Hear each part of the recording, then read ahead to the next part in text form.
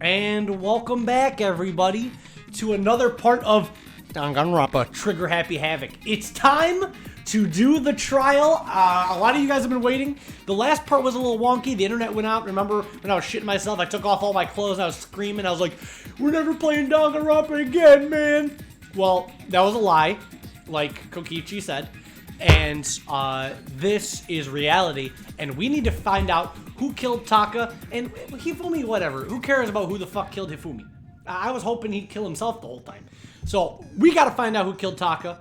He was a fan favorite. He was one of my favorites, especially when he turned into Kyondo. So how did the bodies move? Who killed them? What is the motive?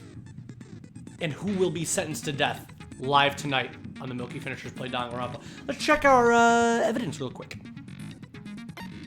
I'm taking off my fucking Twitch sweatshirt for this one, boys. We going. We going in. We going in. Also, Danganronpa LP viewers, we're going to be doing fan art, so sorry. There's going to be a big fan art break in the middle of this playthrough. Feel free to skip it. So yeah. Sorry, haters. You like the Zelda pajama pants, dude? I like them. I got them for Christmas. It's nice and comfy. Alright, what the fuck are we looking at? Here's all the evidence. We're going to go through this quick. We got the Monokuma file. Victims were Hifumi Yamada, Kiyotaka Ishimaru. I have to pay respects. The cause of death for each was a blow to the head. It was thought they were both killed with a similar weapon, the Justice Hammers. Or was it? Were they truly killed with the Justice Hammers? Next piece of evidence. The tarp was found in the repository under Kiyotaka's lifeless body. It was apparently used to move Kiyotaka in order to avoid leaving any bloodstains. The dolly, which could move a body, was found with blood on the wheels. When they were first found in the nurse's office, Hifumi's glasses were covered in blood. However, when he was found in the repository, they were clean. Why is that? Hammers of all shapes and sizes were found in the repository. One of them was found wet and had apparently been recently washed. Interesting. The door connecting the art room to the repository was designed to open only from the inside. According to Hina, it was locked during the search. However, when the body was rediscovered, it had somehow been unlocked. A puddle of blood was found under Kiyotaka's body, then a tire track had been left behind. Almost as if the tire track matches the blood on the end of the dolly. This is an interesting one. Cloth was found in the nurse's office. It's branded with an anime girl on it and has blood on it. One has to wonder if someone used it to wipe blood away. Hifumi's body disappeared. Celeste and Hina left the nurse's office to go to the bathroom. Apparently they were not gone for more than a minute. So when Celeste and Hina went to the bathroom, within a minute, the killer was able to move Hifumi's body. What's up, Coat? You like our new badge for you, dude? Nice to see you, my man. Hopefully everything's good. We're playing some murder mystery games. Alright. Yasuhiro's note that says meet in the dining hall in very nice penmanship, I might add. Followed by very poor penmanship in the blueprints that supposedly Yasuhiro also made. Why would the handwriting be so vastly different? However, only Yasuhiro was able to fit into the Robo Justice costume. It fit him perfectly. Nobody else was able to wear it. And apparently Yasuhiro received a note that says, I found a hole we can use to escape. Meet at 1 a.m. However, Kiyotaka's watch was broken at 6 a.m. That one says 6 a.m. That was the note he was holding. However, for some weird reason, Kiyotaka had the note saying, meet me in the room at 6 a.m. that somebody gave him. But why did Hifumi rip it out of his hand and put it down his pants? Why the fuck would Hifumi take that note and shove it down his pants before he also died? What the fuck is up with that? It is a good emote. I love it. Alright. Now with that bullshit, I think we're ready to start. Alright.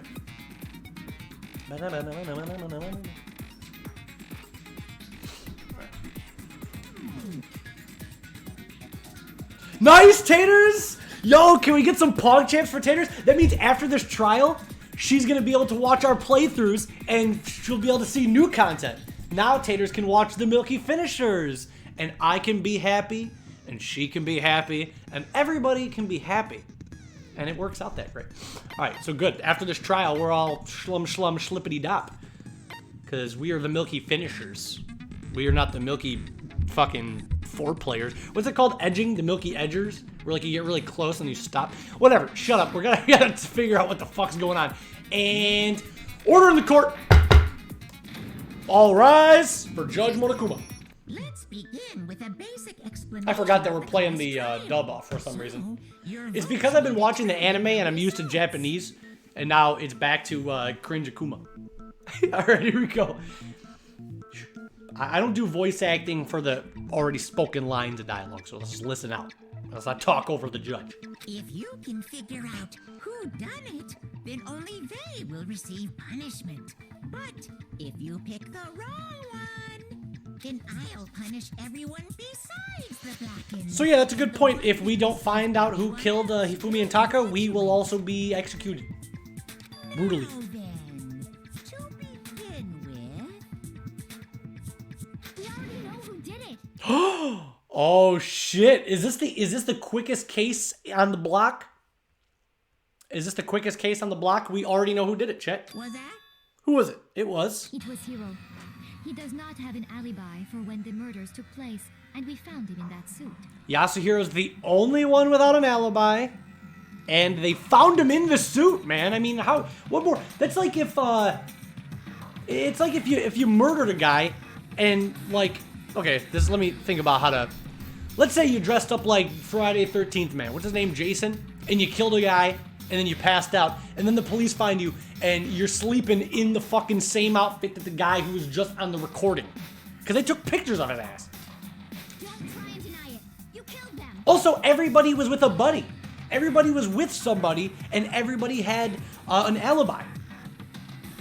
Except Kyoko, bro. Someone knocked me out. I was asleep the whole time. I don't know anything about it. Isn't that what the killer would say? Wow, that's ironic coming from the ultimate murderer. Who are you calling a murderer? I am sorry to say, Hiro, but we do have evidence. Blueprint for the suit. Parts we assume were used to build it, and all of it was found in your room. You have to admit, the evidence is quite compelling. Celeste's got a point. It points to you as having created the suit. What it comes down to is whatever the evidence says. Not feelings, not thoughts, it is pure evidence. Twitch chat. How many times do I have to tell you? I don't know, Yasuhiro. I don't know. Gotta have better evidence than that, dude. Is Hiro really the killer? I don't know, Makoto, my boy, Makoto Naegi, tell us. Before anything else, we have to make that clear. Yeah, let's go, we're in this! Every trial is sick. Every trial's sick, so shut up.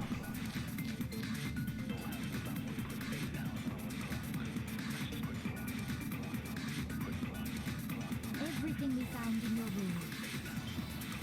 The blueprints, the suit parts, they are all proof enough that you are the culprit. I don't know anything about that stuff. It's not true. It's a conspiracy. Hiro, why?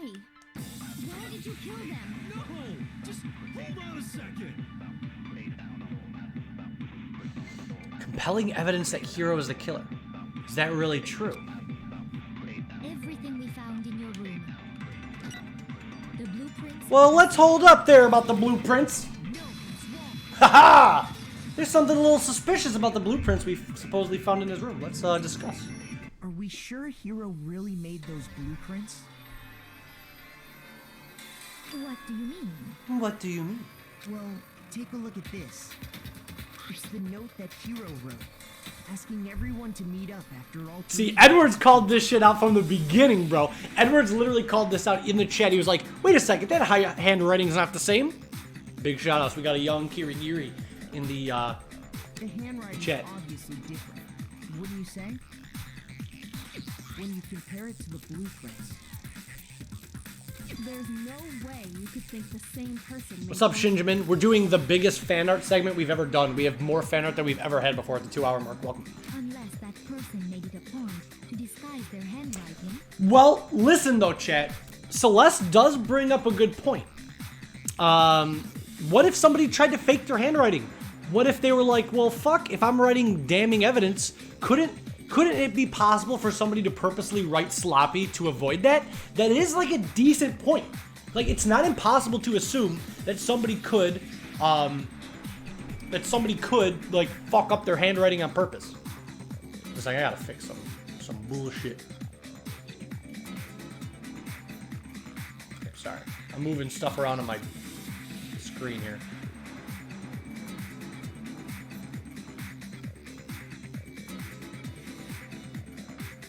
Okay. Sorry about that. It's not impossible. No, the differences are bigger than that, I think. Come on! I'm not smart enough to think of trying to change my handwriting anyway. Or is that what you want us to think? Photo. Are you saying you don't think Hero's the culprit? I don't know. And he's not the only one. I think Hero's innocent. Oh shit, we got Miyaki on our side. That's gonna sway a lot of people. We have to convince everybody else. Doesn't matter who we vote for, we have to convince everybody. What? Then who was in that Robo-Justice suit?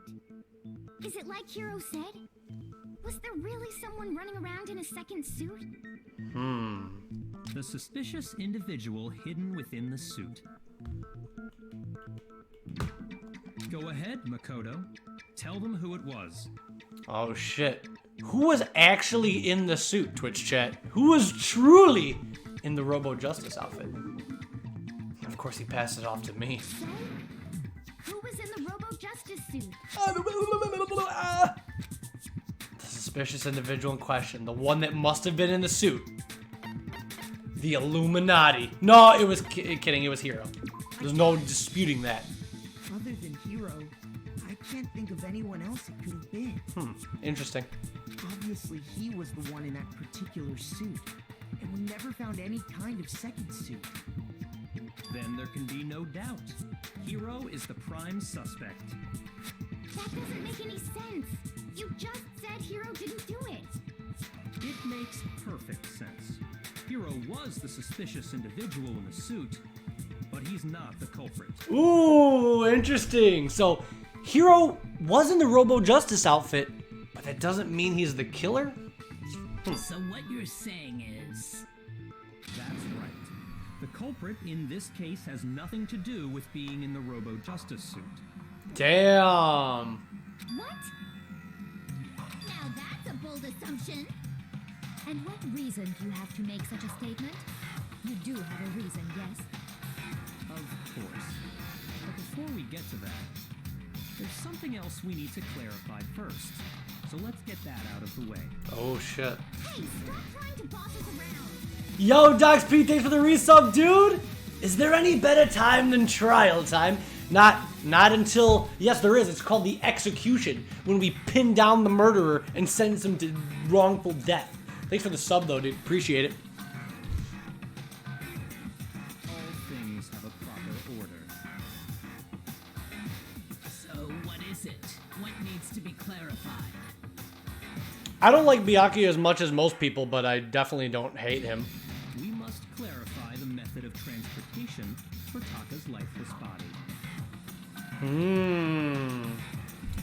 So, before we even figure out who the killer is, we have to figure out one thing. Before we pinpoint the killer, we have to just take a step back and we have to figure out how the fuck did, not even ignoring Hifumi, how the fuck did Taka's body get from the physics lab all the way to the art repository? That's what we have to figure out. How did Taka's body disappear and move? That's step number one. We gotta take this piece by piece. That his corpse was moved using certain particular items.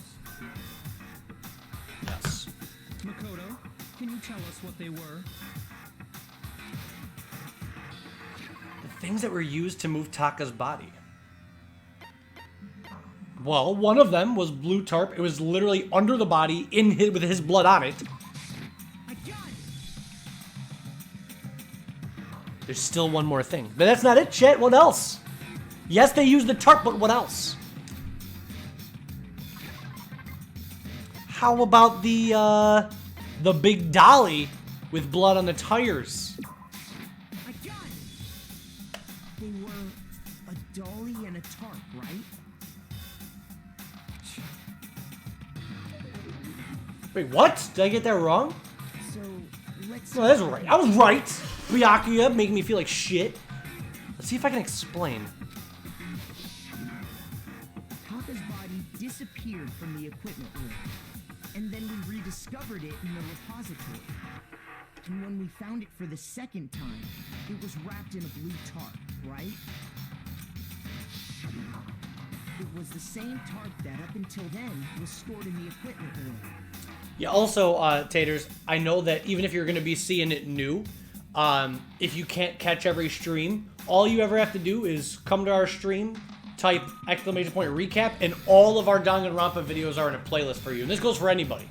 Anybody that wants to keep up but you're not able to watch every live stream, go check out the VODs. We have them all in order for you.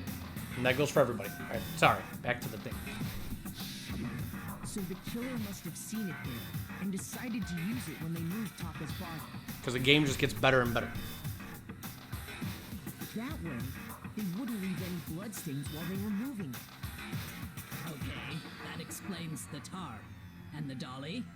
Same thing. I'm sure the dolly was in the equipment room when we first found Taka's body there. But when the body disappeared, the dolly also disappeared. I mean, that's pretty good evidence right there. Later, when Taka's body reappeared in the repository... Let me ask this, though, chat. If they needed a big, heavy dolly to move Taka's body, what the fuck did they use to move Hifumi's body? So did the dolly. In other words, you think they used the dolly to move the body. Am I right? Correct. But are you sure you are not mistaken? Oh, shit. Huh? Nani? Are you absolutely positive the dolly was in the equipment room when we found Taka's body? That dolly was made specifically for moving large objects between the repository and the art room. It would be very strange indeed to discover it had made its way to the equipment room. Is it not possible that it was in the repository all along, and you simply didn't realize it? So she's saying, how do you know for a fact that the dolly wasn't in there to begin with? Like, what if you're mistaken? The fact that you could be slightly mistaken makes everything fall apart. She's raised an objection. How do you respond?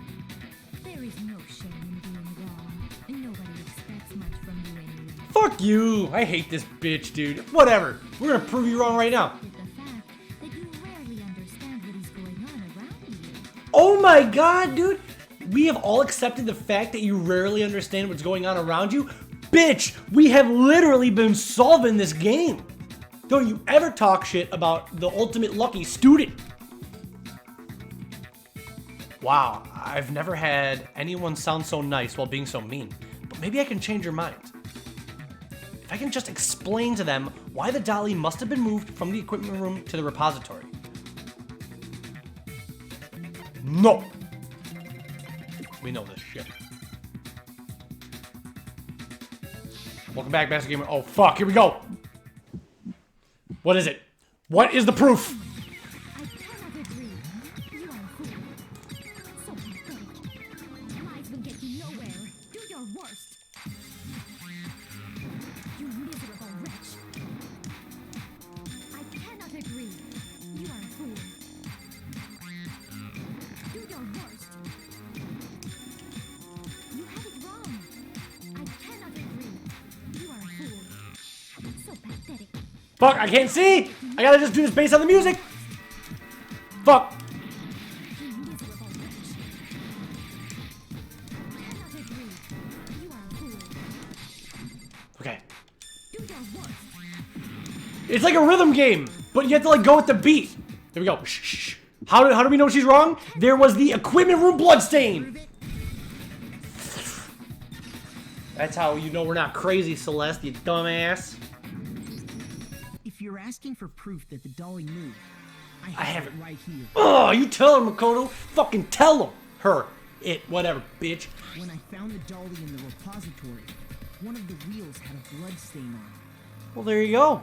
That's how you know we're not making it up in our fucking head. One of the dollies has blood on the wheels, where in the other room where it should have been, there is a trail of blood.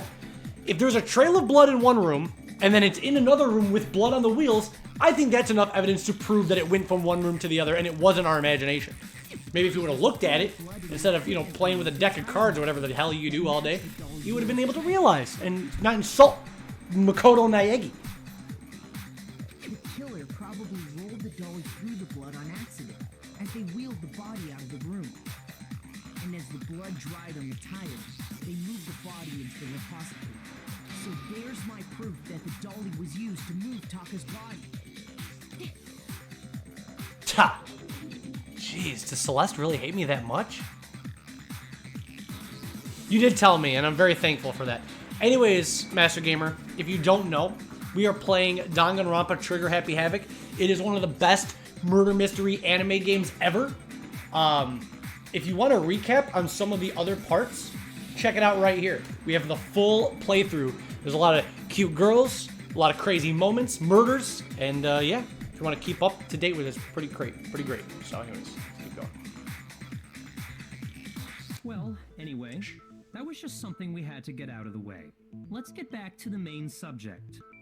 Yeah, it's pretty good. I mean, ask people in the chat. They seem to be really liking this playthrough.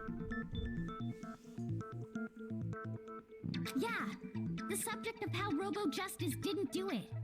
Because if it's not a killer robot, then what kind of robot is it? I'm not sure that really. Hina, you dumbass. I'd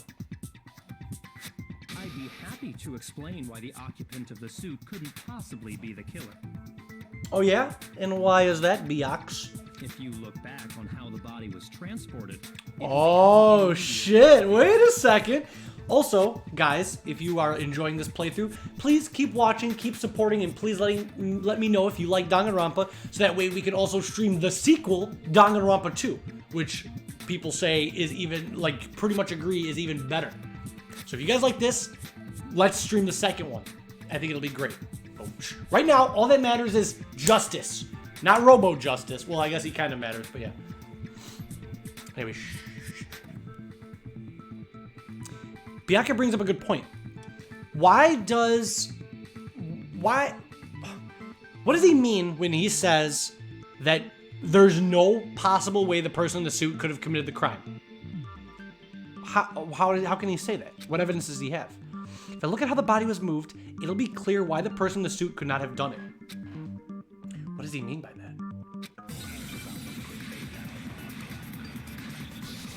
Alright, let's use our brains. Let's crank up the IQ. Pazzo Dali, Robo Justice blueprint, Robo Justice costume. I think the evidence has to do with the costume. He was. And it was moved to the repository. Wrap the body in the tarp. This is all facts. Now, keep in mind that the dolly doesn't have a handle. Interesting. Well, yeah. The dolly doesn't have a handle. All you'd have to do is bend over. But you guys proved when you put on the suit that you cannot bend over. You guys proved that. When you tried on the suit, you realized that you cannot bend over. You're absolutely right that you could push a dolly That's without a handle the if you fucked up stopped them thing. low. When they found Yasuhiro wearing the Robo Justice outfit, they all tried it on and they confirmed that there's no way that you could bend over. So how in the fuck would Robo Justice been able to bend over and pull the dolly with Taka's body in it? It would have been impossible. So Byaki is right. The person wearing the suit could not have committed this crime, which means Yasuhiro, despite not having an alibi, is kind of innocent right now. We don't know, though. Right now, the evidence to point that he's innocent is piling up. But if you were wearing that suit, do you think you could actually get into a position like that? What do you mean? I don't know, Hina, how about you demonstrate for the rest of the class? Think back to what you said when we were all checking out the suit together. Remember?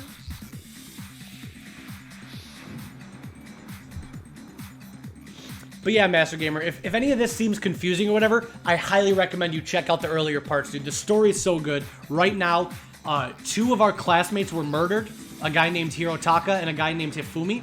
There was a skinny guy and a fat guy were murdered. And we have to find out which of these people was the killer and why. That's what we're doing tonight.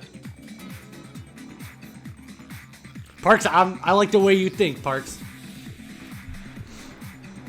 first off, I'm only stupid on Sunday streams. Also, I have a criminal justice degree, master gamer, so I don't want to hear. And I'm not saying that I'm like some kind of Rick and Morty guy, but I'm not as stupid as you guys think, okay? Oh, you have an idea of Danganronpa. Nice. Good, good, good. All right, shh. No spoilerinos. You can't bend at the waist. Seems like a pretty obvious oversight. When you're in that suit, Did I really never tell you guys that? Did I actually never tell you guys what I went to college for? Thought I did. Whatever. I never use it anyways. I still work at like a fucking sub shop, so who gives a shit? Alright, sure. When you're in that suit, not only can you not see your feet, but you can't even bend at the waist. am I right about that? Now that you mention it, yeah. It seems like it'd be awfully hard to push that dolly if you couldn't bend over. But who would be strong enough to be able to lift Hifumi? It's almost as if we're maybe looking at the only person strong enough that could have lifted the fat lard ass. Well, what's to stop you from simply pushing the dolly with your feet? Wait, Celeste brings up a good point. Why couldn't somebody push the dolly with their foot? With Robo Justice foot? Dude, Robo Justice feet pics in the Discord? Hell yeah, hit me up. The dolly all that way? Yeah, it'd be totally impossible. Not that I can say for sure myself. On top of that, if you were wearing such a rigid, cumbersome suit, it's very unlikely you would have the dexterity to go about wrapping the body in a tarp. Super sorry to hear that you've been feeling sick, dude. I can relate to that. On Monday, if you ask our viewers, I literally had to cancel stream because I got like so dizzy and almost threw up. So I can feel that, man. Weather changes, the winter's been crazy, getting everybody sick. I can relate to that. Literally on Monday, dude. And then yesterday a little bit. So. Well, I did delete the VOD because it wasn't a full run. It would be stupid. I only deleted the run because I deleted the VOD because I quit the run. Well, I mean, isn't that just a matter of taking off the suit when you're ready to move the body? Well, yeah, listen. Shh, back to the case. Focus, kids. Genocide Jill brings up a good point. All right. Why couldn't somebody have taken off the suit, pushed the dolly, and then put the suit back on? That's possible. I mean, yes, it's tedious, but as long as it's not impossible, you can't rule it out. But there's absolutely no chance that the costume was taken off just to move the body because we also discovered that the suit cannot be taken off with one person. It took two people to unlatch it from the back to escape. I got it. I don't think taking off the suit was an option. If you remember, We already figured that out last stream. So shut up, Genocide Jill, trying to throw us off. I don't know what's up with this thing. I can't get it off. A little help. Why would you make something that you can't take off by yourself? I didn't make the stupid friggin' thing. And there's a clasp on the back keeping you from getting it off. I've never played Ace Attorney, but maybe I would on stream if you guys like that. I would. But Danganronpa's better. Does Ace Attorney have Trash Boy? I don't think so. Viewers don't even know Trash Boy yet. Just wait till Danganronpa 2 when your pants will explode with pure joy and ecstasy. That's true. It seems impossible to put the suit on or take it off without help. Then, you really can't take it off by yourself?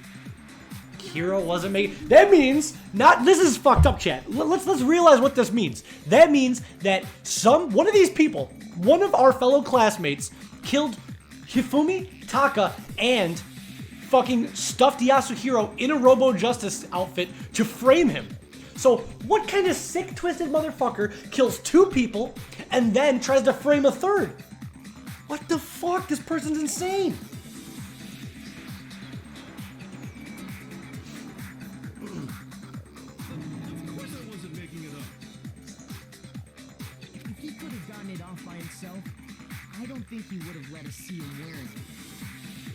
Showing up in the suit was basically an invitation for everyone to suspect it. Okay, maybe. So, But we have to have proof. We gotta figure out. seems that Robo Justice The big thing is we've now figured out how Taka's body moved. We found out how Taka's body moved from one place to another. Next, we have to find out how did Hifumi's body move from one place to another. That's the thing. To be clear, whoever did move the body couldn't have been Hiro in the robot suit, correct? Good point. Good point. No, wait. Just a second, if you please. Have you forgotten about the picture that I took? You all got a good look at it, did you not? The image of Hifumi being dragged away by Robo Justice? I like Sakura. Not like, that much. If whoever was in that suit is not the culprit, how do you explain that? Besides, do you remember what the... Yeah, Hifumi was one of the people that got killed, and then Taka, the ultimate moral compass, also got killed. Those were the two victims of this case.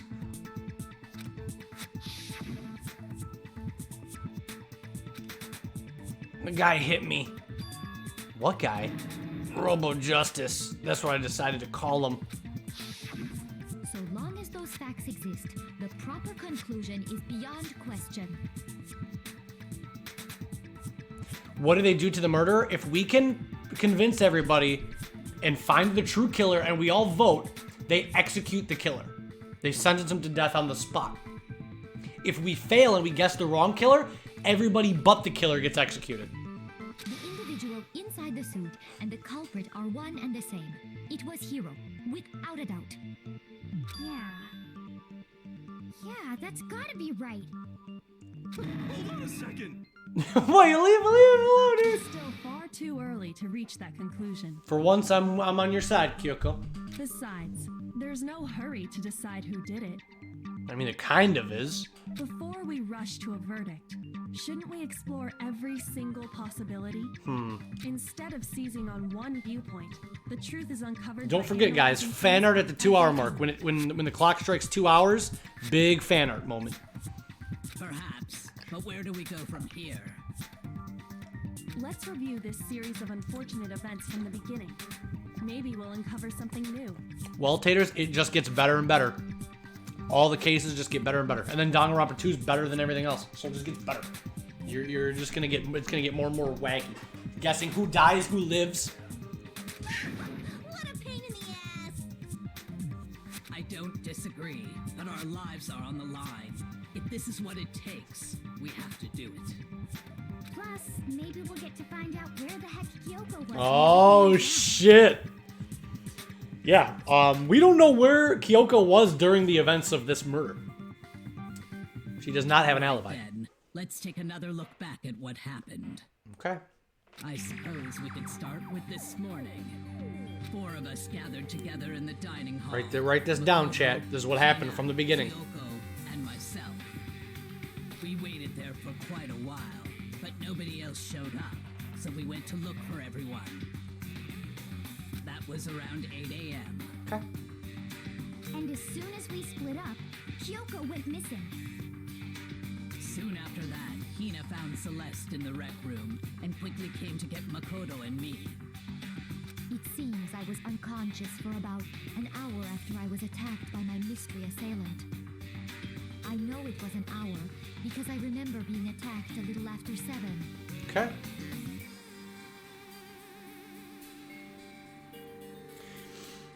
Yes, the reward is that they get to leave the school. All of them are locked here forever. Monokuma says all of you guys are locked in the school forever. If you want to get out, you have to kill somebody and get away with it. So if the killer can kill somebody and get away with it, they can leave.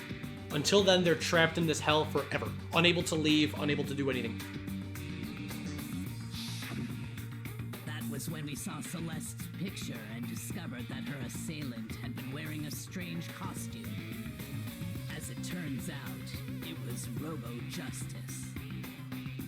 It also soon became clear that this same Robo Justice had abducted Hifumi. We were soon joined in our search by Byakuya and Toko, and then went on to find Hifumi in the library. Yeah, there's also other motives as well. You can always leave the school, but he also provides, like, like, I won't tell you a secret. This case, the motive was that the killer, I think, would get $10 million. He was injured, so they get $10 million and get to leave the school if they get away with it. Suspect. But not long after leaving the nurse's office.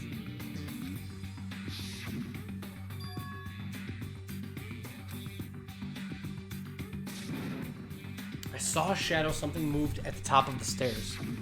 When Celeste told us that, we decided to split up and search the second floor. Okay.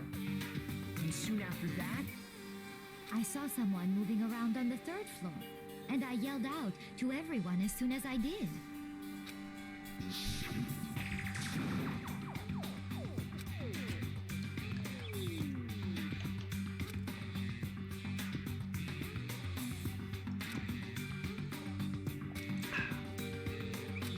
You'd kill for $10 million. Not me, dude. I would not kill somebody for $10 fucking million. No way.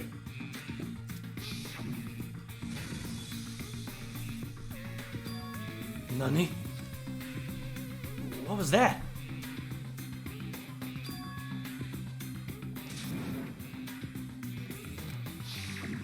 at that point we decided to divide up into 2 groups. So, at that moment, literally everybody was together except for Yasuhiro and Kyoko. Then, because they found Hifumi, brought him to the nurse's office to get, because he was still alive, he was just injured and had bandages on his head. Then he screamed and the killer was able to kill him.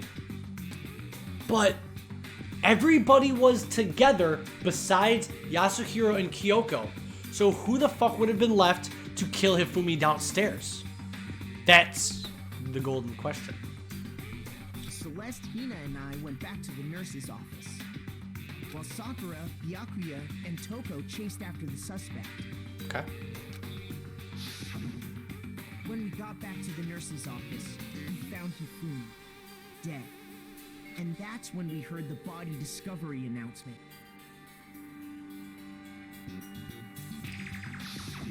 I left Celeste and Hina there and headed back to the 3rd floor to let the others know what had happened. Meanwhile, we had just discovered Taka's body in the equipment room. Indeed. We must have found both bodies at almost exactly the same time. We must have found both bodies at almost exactly the same time. Why is that important? Because we heard the same announcement not long after we discovered his body. Okay. Interesting. And that's when I told you guys about Hifumi. Then the 3 of us headed for the nurse's office. But right after we left the physics lab, we ran into Celeste, who'd arrived after us, and she told us something very surprising.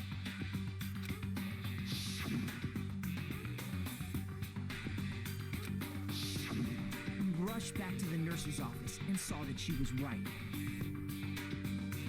Then we remembered we'd left Toko passed out in the equipment room, so we hurried back again.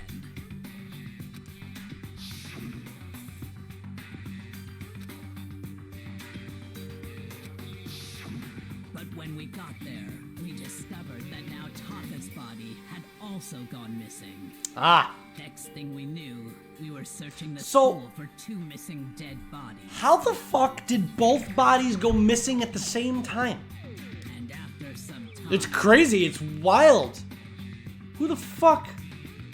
Celeste informed us that she'd found the bodies, and we all headed to the repository. Yeah, I mean, all the games are on PlayStation 4, dude. You can watch our playthrough for free, or you can play the games if you want. Which is where we rediscovered the corpses. I think that about covers it. There we go. I see. The whole thing sounds exceptionally complicated. Yeah, right? Like, that's what the chat's saying. That's what Kyoko's saying.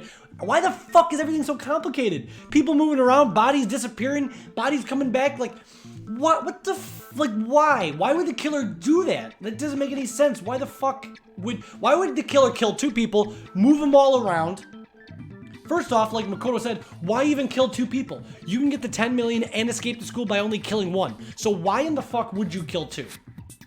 Like, what is the point of killing 2 people? That doesn't make any sense. Or does it? It certainly seems to me that these are not a simple series of connected events. Okay, well, if that's true, then what?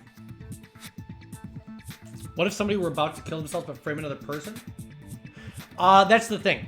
Monokuma has cameras and wiretaps everywhere, so before the trial starts, Monokuma always knows who the killer is. So he would never allow that to happen. Monokuma sits there, and right now, he already knows who the killer is, how they did it, this and that, and he makes them decide. And that's how he knows. But he always knows, because he has every single room, the bathrooms, the storage rooms, everything is constantly on surveillance. So he always knows. Rather than a single series of events, I think we have to consider each murder a separate situation. Nani? And from there, we can uncover the contradictions surrounding all of them. Now then, let's get started, beginning with what happened to Taka. The contradictions hidden in what happened to Taka. In order to uncover the truth of this case, I have to find them no matter what. Oh, here we go!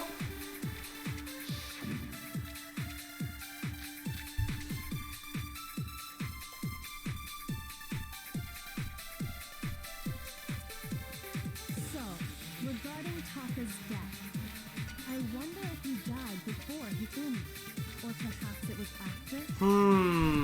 We already know what order they were killed in. Taka came last. What makes you say that? Yeah, what makes you say that, Hina? Because of the numbering of the Justice Hammers. It's true that Hifumi was killed with Justice Hifumi was killed with Justice Hammer 3, Taka was killed with Justice Hammer 4. Hammer 4. See? So it's obvious Taka came after. The order that the Justice Hammers were used to commit the murders. Something about that is bothering me. So, regarding Taka's death, I wonder if he died before Hifumi, or perhaps it was after? We already know what order they were killed in. The order? What makes you say that? Because of the numbering of the Justice Hammers. No, that's wrong! That doesn't prove anything! The killer could have placed the hammers in the wrong order to throw us off. That doesn't. Why would you listen to the killer's evidence? Order as their numbers. There's no reason to assume that.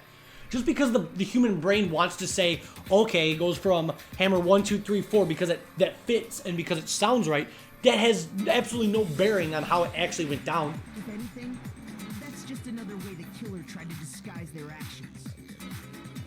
So you're saying the culprit wanted us to think the hammers were used in order, but in reality, Taka was killed before Hifumi? Interesting. Okay then, let's see the proof. Evidence that proves Taka was killed before Hifumi. Chat, what is that? What do we know that proves that Taka was killed first and then Hifumi?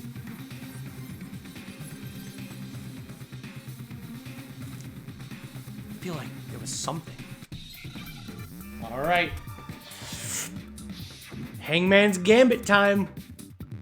What piece of evidence proves that?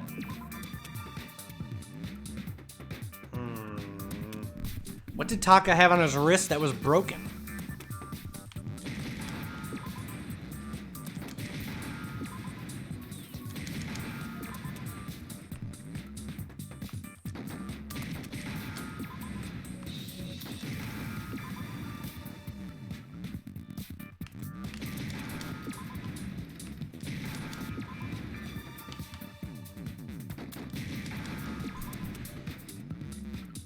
Now I understand.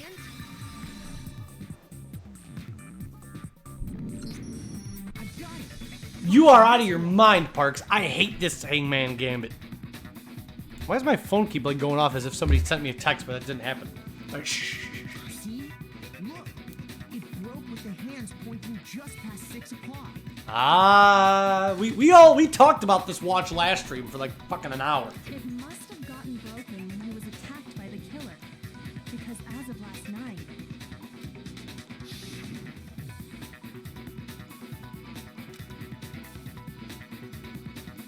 Taka's irritated voice pierced the air as he stared pointedly at his wristwatch.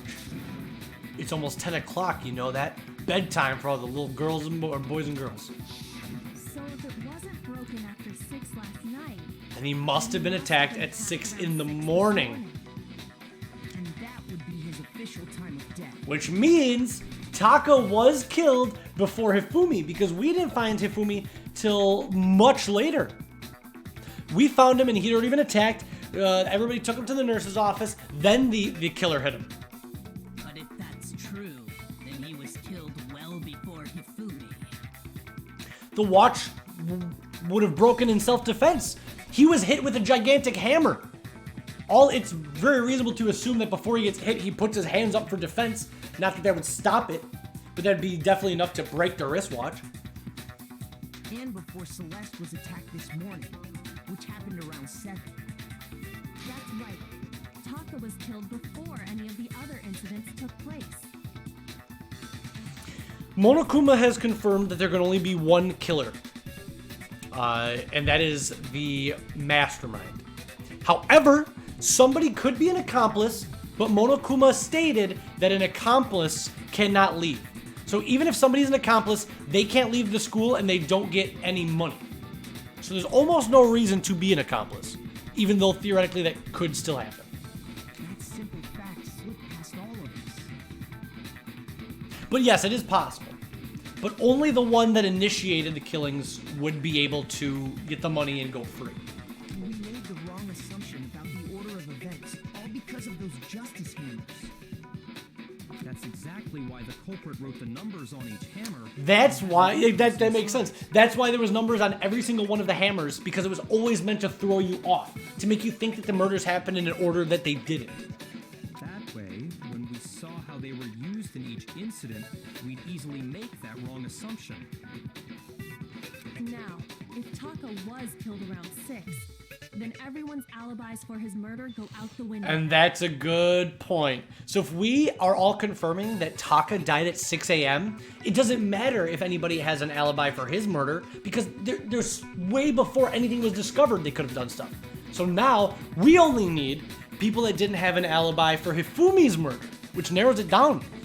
Because when he was killed, we hadn't met up in the dining hall yet. That may be true in the case of Taka's murder. But all of our alibis still hold true for Hifumi's death. That's right.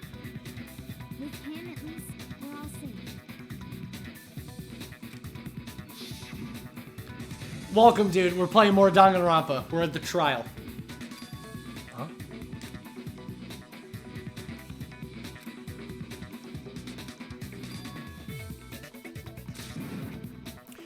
So who was down there that could have killed Hifumi? When we heard Hifumi screaming, we were all together. Except for Hiro and Kyoko. Ah, Then Damn. we all ran down to the nurse's office, and that's where we found his body. That's totally true. We're all in the clear. Oh, I know. They must have recorded him screaming on a tape or something, then played it later on. I mean, it's not impossible. That's pretty stupid. If that's true, where's the tape? That's true. We also have no idea where the tape recorder would have been. I don't know. I don't know, man. You're making stuff up. Because she's the ultimate murderer. That's what her skill is. She's killed like 100 people. Anyway, we all have rock-solid alibis for when we heard Hifumi scream. Since all of us were there together, clearly none of us could have killed him. And it does not stop there. There was also the moment when we discovered his body had disappeared. It's true. When his body vanished from the nurse's office, Hina and I were in the bathroom together while everyone else was in the equipment room, correct? That she just has it. I don't know. She hasn't killed anybody yet. She doesn't want to be caught and then killed. She hasn't found the right opportunity. Plus, she said she only kills cute boys. That's another thing. She only murders cute boys. And then there's the disappearance of Taka's body from the equipment room. At that time, we were all gathered together in the nurse's office because of Hifumi going missing. Well, don't forget, I was Wait, then what if Genocide Jill did it? She could have dragged Taka's body out of there right then. But what if she did kill him? Oh shit. Even if she could pull that off, there's no way she could have... Exactly. There's no way somebody like Genocide Jack or Jill could have fucking lifted up the Hifumi's big body. No way. That's the biggest secret. Because, as we just established, she was passed out in the equipment room when his body disappeared. Hey, DC Swag, thank you so much for the sub, man. Welcome to the Danganronpa playthrough. Super nice to see you. I gotta get my sweatshirt on. I really appreciate that, though, dude. Thank you so much, man. Thanks to all your guys' support and subs and all that shit. Hopefully soon here I'm gonna be getting a new chair since this one's been falling apart. Your boy Zach Lawley's been saving up for a new chair so we can start doing some long streams again. Because this one, the arm's been falling off, the thing is like creaking. So I've been saving up for a while, so I'm very thankful for all your guys' help and so I can get some better equipment. And the more comfortable I am, the more I'll be able to stream and blah, blah, blah, blah, blah. So thank you. All of that goes back into making the streams better and longer and blah, blah, blah. I didn't do either of them anyway. In other words, it is impossible that any of us could have killed Hifumi or moved either of their bodies. On the other hand, Hiro and Kyoko had disappeared. Kyoko? So they most certainly could have done those things. Possible. So what now, Kyoko? What now, Kyoko? Tell me how to think. For now, we can't get fixated on who did it, or we'll just keep going around in circles. So instead of who, I propose we start talking about how. That's what I've been saying the whole time. We'll figure out who did it after we figure out how the fuck did they do it. Now we figured out how they killed Taka. We already figured out Taka. All that's really left is Hifumi. Because we figured out how the body was moved, that the body was killed first instead of last like we thought because the order of the hammers was complete bullshit. So. In particular, I think we need to figure out how Hifumi's body got moved. Thank you. Literally thank you, chat. Buckle up. How the fuck did Hifumi's body get from the first floor to the third floor? That's true. We searched everywhere, but we couldn't figure out how to explain his body disappearing. And according to what Celeste said, Celeste and Hina went to the bathroom for just a minute or two. How the fuck did the killer move his body within a minute?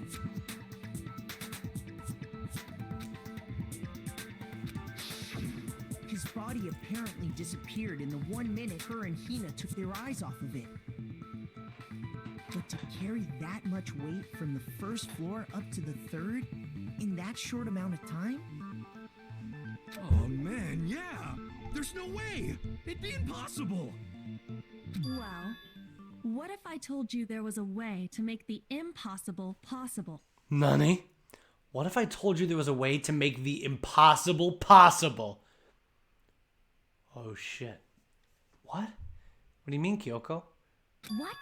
How? How would they have moved? How would somebody impossibly move Hifumi? If the dead body were to move itself.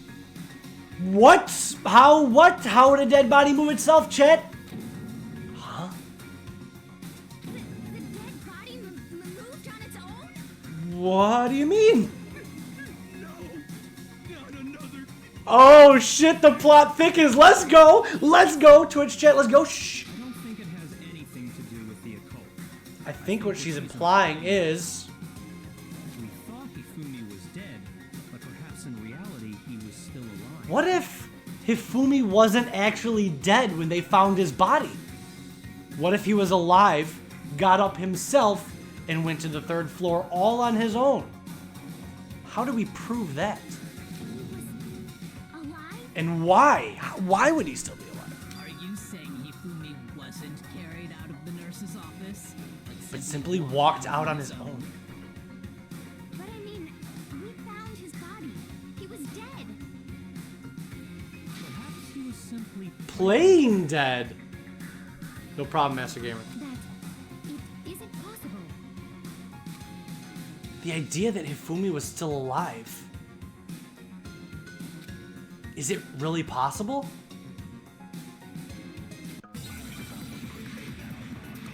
Huh. Listen. Listen.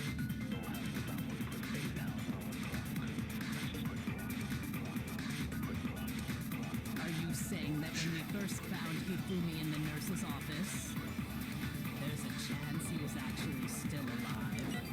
No, it is impossible. It is impossible. Hifumi was dead, without a doubt.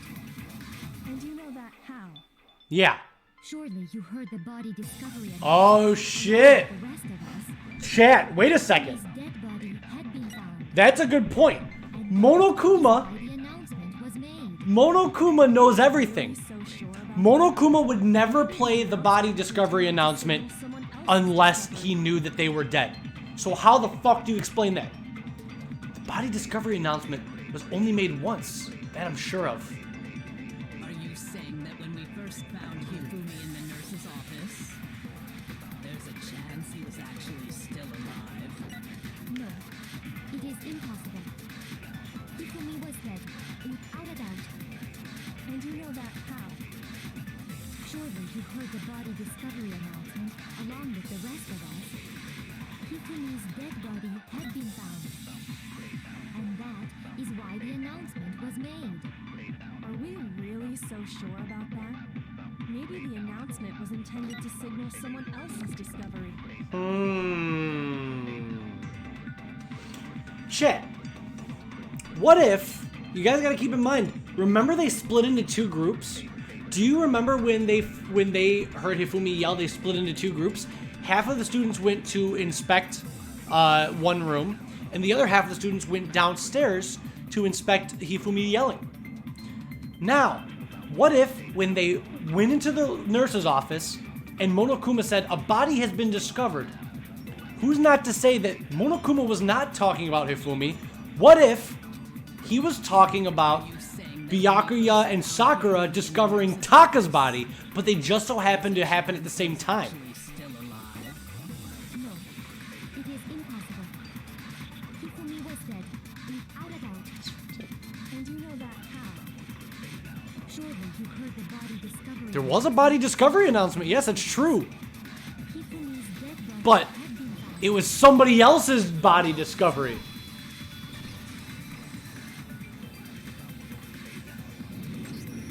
Was the body discovery announcement that was made really intended for Hifumi? Was it? Of course it was. The announcement played right after we discovered his body. Ooh. Maybe.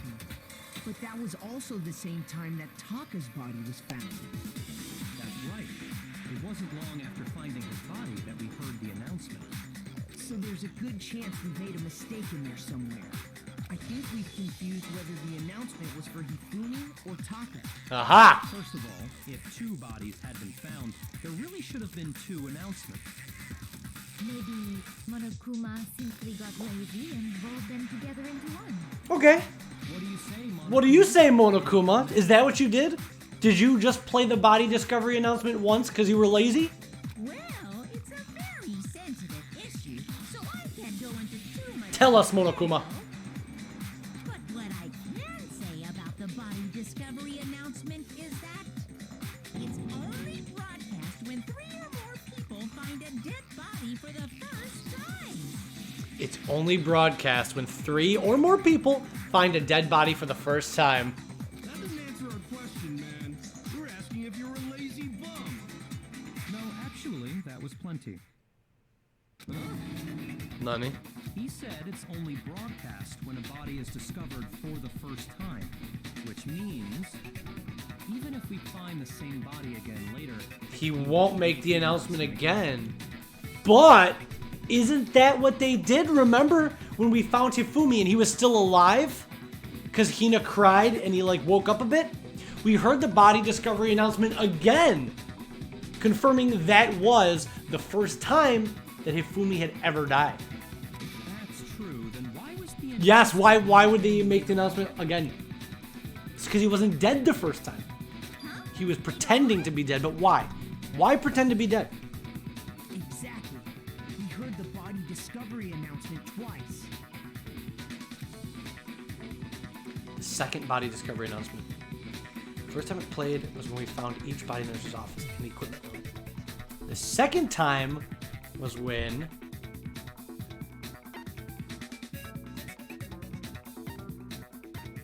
I think this is right. There we go. We heard it a second time in the repository when we rediscovered the two bodies.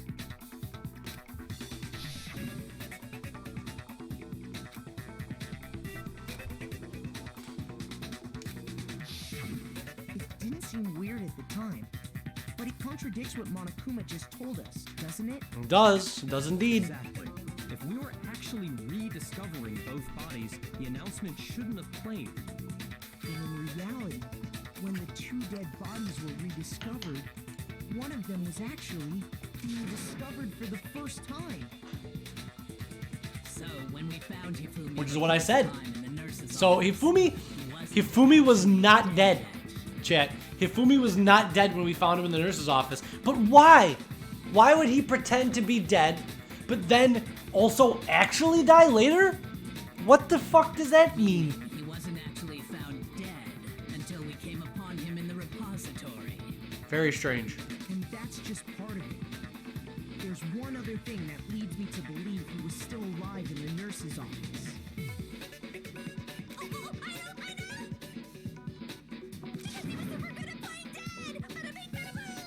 That is the worst logic I have ever heard. But honestly, I do not think there's anything that can prove he was still alive. Okay then, let's take another look at the events surrounding the discovery of his body. Okay. Then it should become clear whether he was really alive or not. This whole thing is pointless. There has to be proof that shows Hifumi was still alive. How do we know for a fact, not guessing, how do we know for a 100% fact that Hifumi was actually alive? How do we prove that?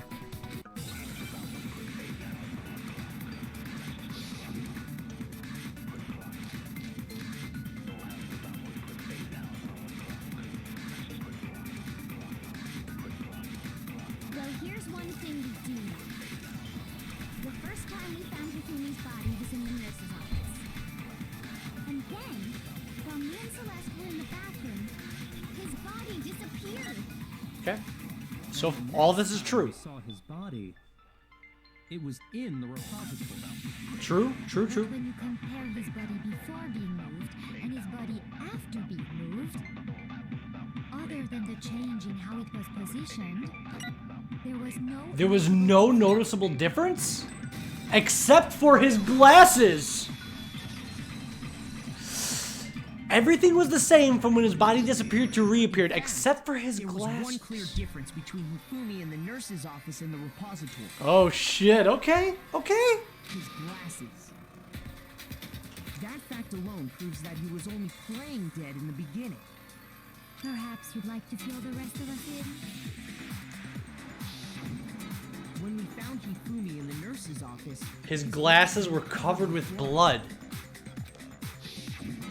but when we found him again later in the repository, they were spotless. Oh shit, so that makes sense. If he was really playing dead and he himself got up and went to the third floor, how would he have been able to see? He had to wipe off the lens of his glasses so that he could see, not thinking that that would draw attention away.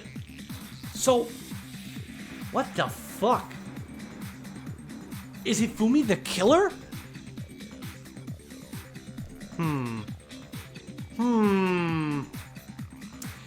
I mean, he fucked up. So there was blood all over him, all over the glasses, but he had to see, so he cleaned off the lens of his glasses to get upstairs. That proves it, because he had to see. Sloppy mistake, though. If that doesn't prove it enough, remember we found the cloth of an anime girl with blood on it? Exactly. Or is he just pretending to be dead? No, but Monokuma's announcement played, proving that he actually did die. So what the fuck happened? Let's find out. And I found the item he used to wipe them clean in the nurse's office trash can. No, they are told that unless they kill somebody, they will stay in the school forever until they die of old age. There will never ever come a time when they're able to leave. Monokuma says I'll keep giving you guys as much food and water as you guys want, but you guys will just die of old age. And you'll live here and die here, and that's it. That's what he says. There is never an end. Oh, well, what did we find in the trash can? Oh, a glasses cleaning cloth of an anime girl that Hifumi likes. If that's not enough evidence, I don't know what the fuck is. Featuring a certain cartoon mascot. Is that a cartoon, Makoto's anime? Leave it alone. One look at the bloodstain on the cloth should make things clear. This piece of cloth was used to wipe Hifumi's glasses clean.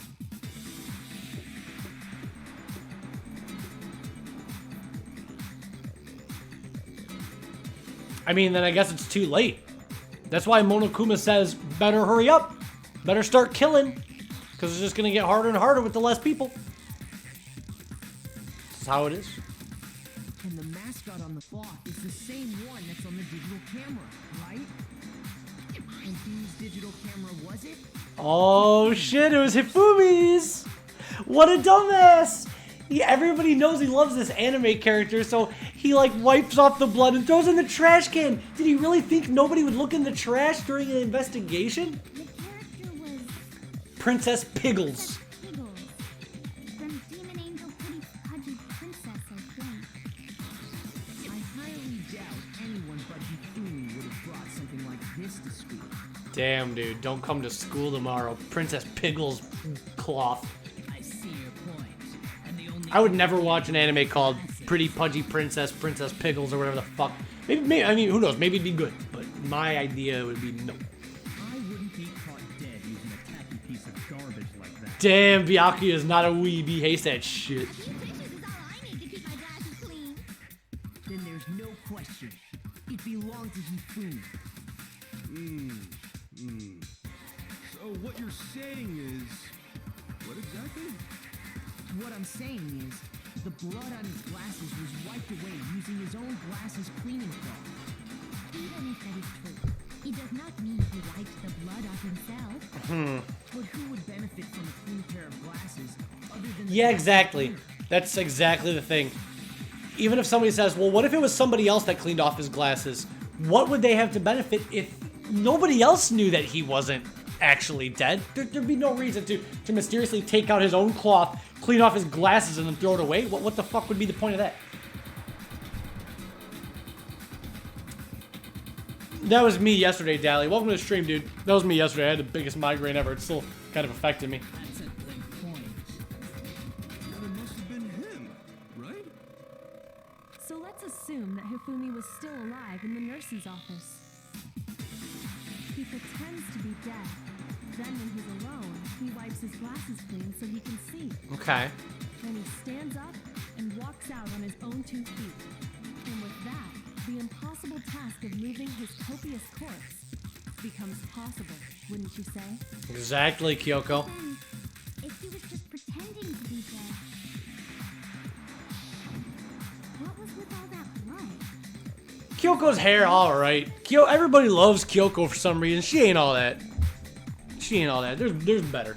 Also, guys, at the 2-hour mark, fan art segment. It's the biggest fan art segment we've ever had. So very close to that. Once the clock strikes 2 hours.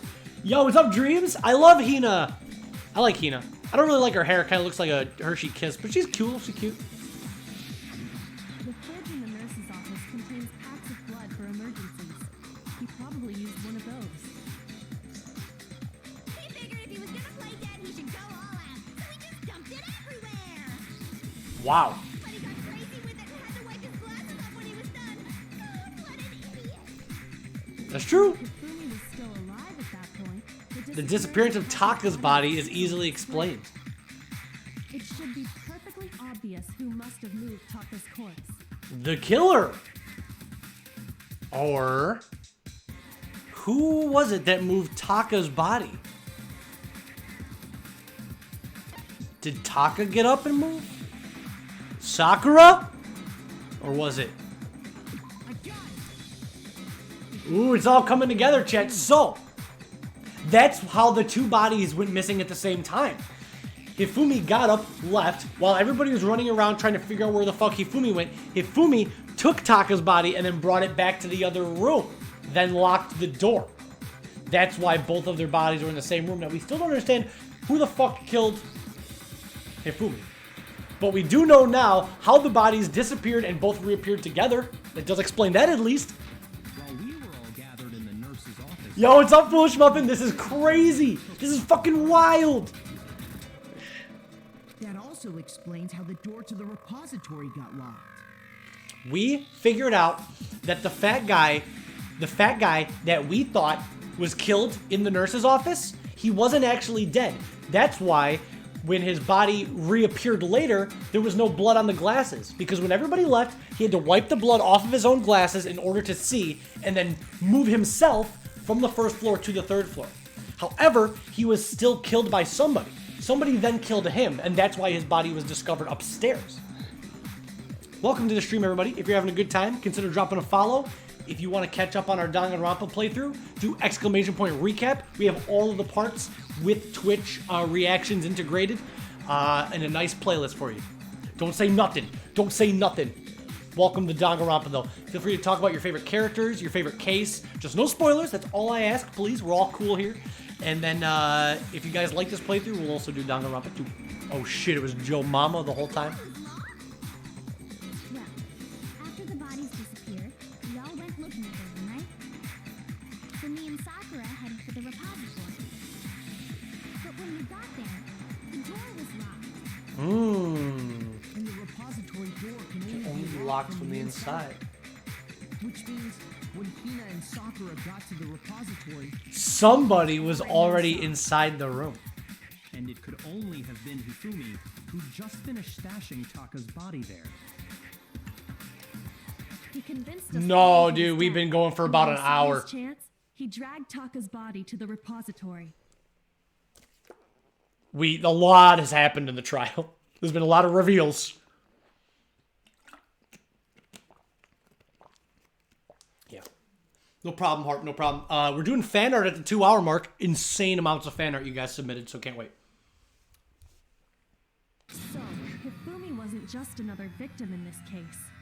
He was one of the assailants. That's what we confirmed. Hifumi wasn't just a victim. He was one of the killers. Or was it? But that means he took part in the murders. I just can't believe it. Did he kill, or did he just move the bodies? But why would he just move the bodies? Why? Why? Let's find out. If you're having trouble, would you like me to show you one more piece of evidence? There's more? Oh, absolutely. The single Hi, Binks. biggest Welcome to fact Danganronpa. pointing to his involvement has yet to be revealed. You know what I'm talking about, right, Makoto? The item. Off of Taka's What did he take from Taka? It was the note. Because remember, when we found Taka's body, there was a corner of paper. Then, the rest of that piece of paper was shoved down Hifumi's pants.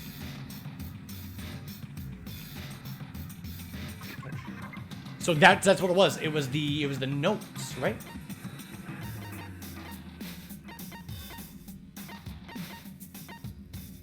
The note Hifumi had, right? I got it! You're talking about the note Hifumi had hidden away, aren't you? Hidden note? That's right. He found it stuffed in his pants. He took the note and then he was like, nobody will find it if I shove it down my underwear. They found it anyways. Nani? Chat, would you do that? Would you shove your hand down Hifumi's pants if it meant solving a crime? I mean, good. You know, I give Kyoko a lot of shit because she's kind of a bitch. But this girl was like, we gotta do this. She shoved her fucking hand down Hifumi's pants and found a clue. That's a big clue. And if she wouldn't have taken the one for the team, we would not be here today. Yes, his pants. Okay, well, He's like, let's forget about the pants, guys. Let's not linger on that too long.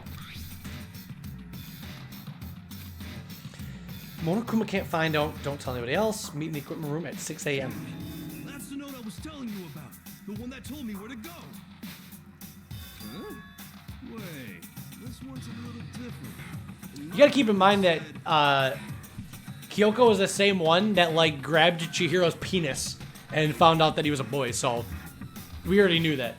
So it looks like when it comes to the murders, the first thing Kyoko does is just grab their just genitals. That's the first thing. She's like, all right, let's just do it. Both times now. As soon as she finds a body, she can't keep her hands off it.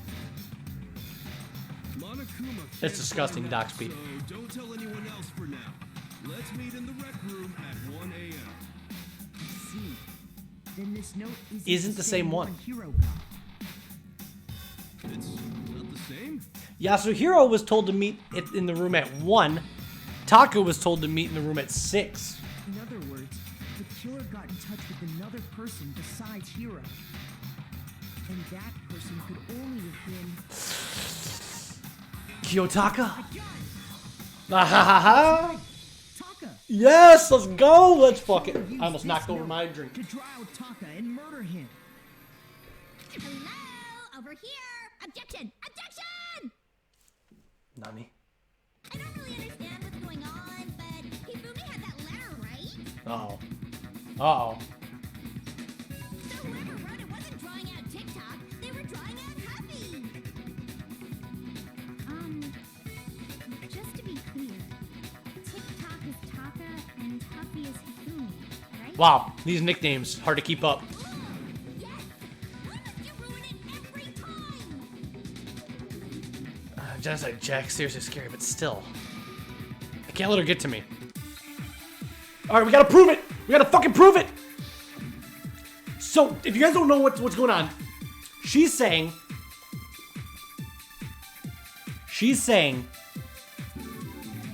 Yo, thanks Dreams for the follow. Thank you. I really do appreciate that. Welcome to Danganronpa. We stream a lot. My name is Zach Lawliet. You're watching the Milky Finishers. It's nice to have you guys here today. Listen, she's trying to say, what the fuck are you guys saying that the letter was addressed to Taka when Hifumi had it in his pants? Prove to me that the letter wasn't supposed to be for Hifumi. So what we have to prove right now is that we have to prove that the letter was intended for Taka and not Hifumi. That's the thing. So. And the person it was intended for must have been Huffy. But remember what the note said. What time did it say to me? 6 a.m. The time doesn't matter. The note has nothing to do with TikTok. Whoa, what about the broken wristwatch? Bitch, what the fuck is up? What is up? It has nothing to do with him. Then why was his watch broken at the time that the letter said to meet up? Why would his watch be broken a little after 6 and the note specifically says to meet up at 6? When his watch worked the day before, but his watch was broken in the conflict with the killer. What the hell are you talking about? The note said to meet at 6 a.m., which is the same time Taka was murdered. You've already proven that using his wristwatch. Well, thank you for the follow. I really appreciate it. Welcome to the Milky Finishers. Feel free to join our Discord server, talk anything about whatever. Just make sure you use spoiler tags when necessary. That's all I ask, and have a good time. But there's more. Look where the note says to meet. Aha. The equipment room, right? Which is where Taka was killed. I see. Yo, thank you for the bits, guys. I really appreciate the bits. No, J-Card, nope. Taka was murdered at both the Not time yet, dude. and place written in the note. I think that should be plain to show that this note was definitely meant for Taka. I was feeling like shit the past couple days, so I didn't do much of anything. I didn't really stream. I didn't play anything. So, I'm feeling a little bit better now, though. Hopefully another good night's sleep will get me right back on my feet. So I think I got a little bit of a cold the past couple days. Well, you could have done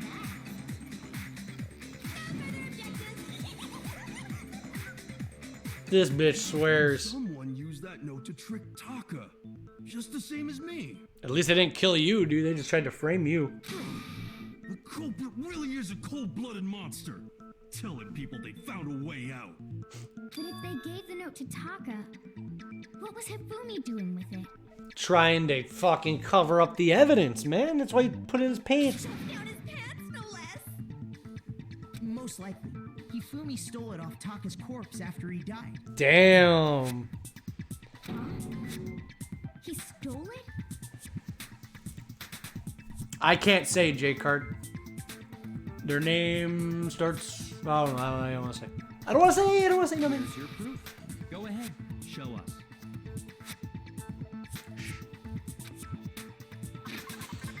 Proof that Hifumi stole the note from Taka.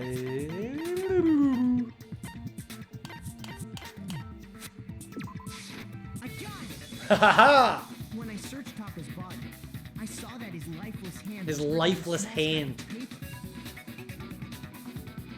If I'm right about this, the sheet of paper this piece came from is... I knew it! It fits perfectly with the note we found hidden on Hifumi. Then Taka's scrap. And I can tell you in Discord, J-Card. I can tell you guys in Discord. Hit me up in Discord. Yup, they're from the same piece of paper. Aha! Hifumi had the note meant for Taka, while Taka's corpse still grasped a small piece of that note. Damn, Hifumi fucked up a lot. Not only was Hifumi a dumbass and cleaned his glasses with the bloody anime girl and then put it in the trash, evidence number 1 that he fucked up.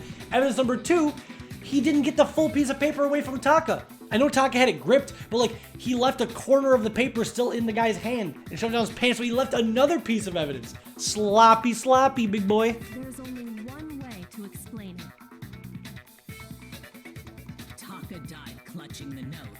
Hifumi tried to free the note from its death grip, His death grip. leaving behind only one small scrap. That's all it takes for evidence, though, dude. Did I get all that right? That means Hifumi knew the note was important. You mean to tell me there's no milk waifu? There is. Where's our Danganronpa OC? Where's our Danganronpa channel mascot? Where is she? If I can find a picture of her really fast.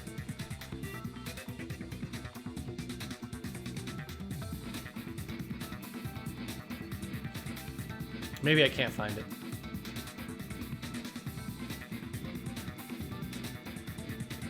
Oh, yeah. That's a good point. She is on the Be Right Back screen. And that brings me to a good point. First off, I'm going to save really fast. And I have to go take the fastest bathroom break ever.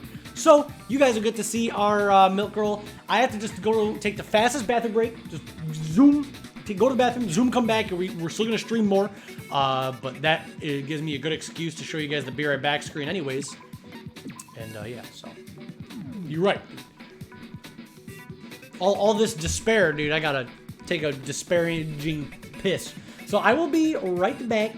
Do not go anywhere. Okay, let me open up the... Play a quick song for you guys so you guys are not lonely.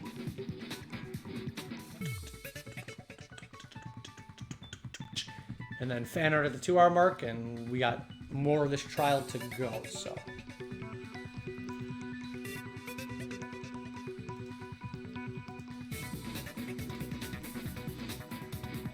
Alright. Perfect. I will be right back in just 2 minutes. Don't go anywhere. A lot more Milky Finisher content coming up. Boop, boop, boop.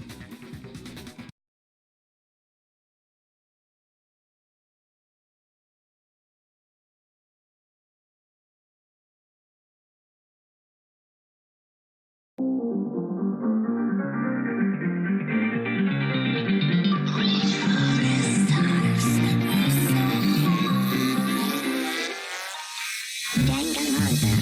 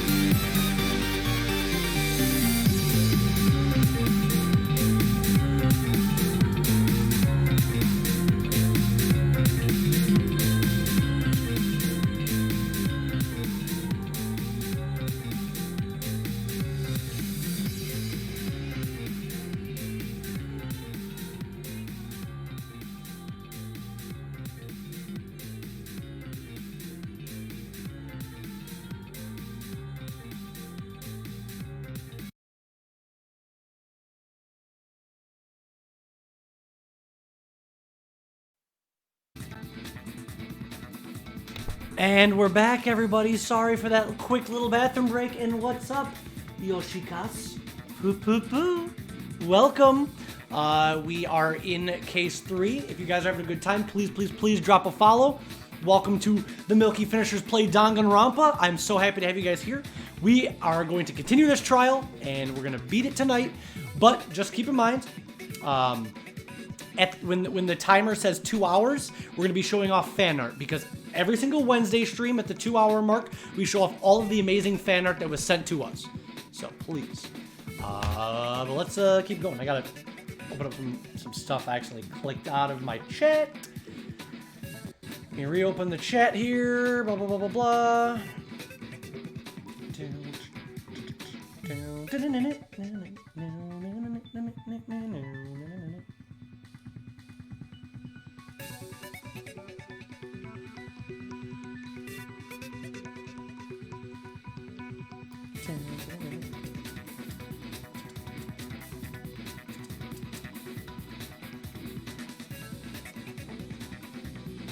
One second, guys. Sorry.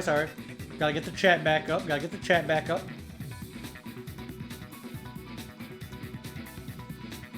Alright. Everything should be good. Hope you're having fun with the double murder. Poo poo poo. Well, welcome. And like I always say, if you're having a good time, drop a follow. Or if you want to join our Discord server and talk about Danganronpa, where all we do is talk about Danganronpa 24/7 and nobody ever shuts the fuck up, but I love it. As long as you use spoiler tags when necessary, because you never know what person might be watching. They don't know. So just use spoiler tags and talk about whatever and your favorite cases, characters, blah, blah, blah. And let's go find out who the fuck killed my boy Taka. What happened? Exactly. Which proves that he was an accomplice in the murder. Oh.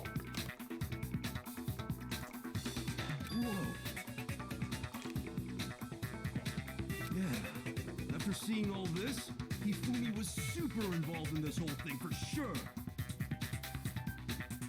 No, Taka's the ultimate moral compass. Hifumi's the chunker, dude. Hifumi's the one that we just found out was a fucking accomplice. We don't really know why yet, but this motherfucker helped in the killing of Taka. That's even more fucked up, so it's even worse. The plot thickens. I thought I couldn't hate that bastard enough. First off, he gives anime fans a bad name, and now he's gonna kill my boy? Okay, fuck him. Let's make him eat some shit. Oh shit, chat. Hifumi is still alive? Sorry. JK, idiot. Monokuma played the death announcement. When we found him in the repository, Hifumi was truly and completely dead. The second body discovery announcement proves that. Indubitably. So then, who killed Hifumi? Isn't that the question?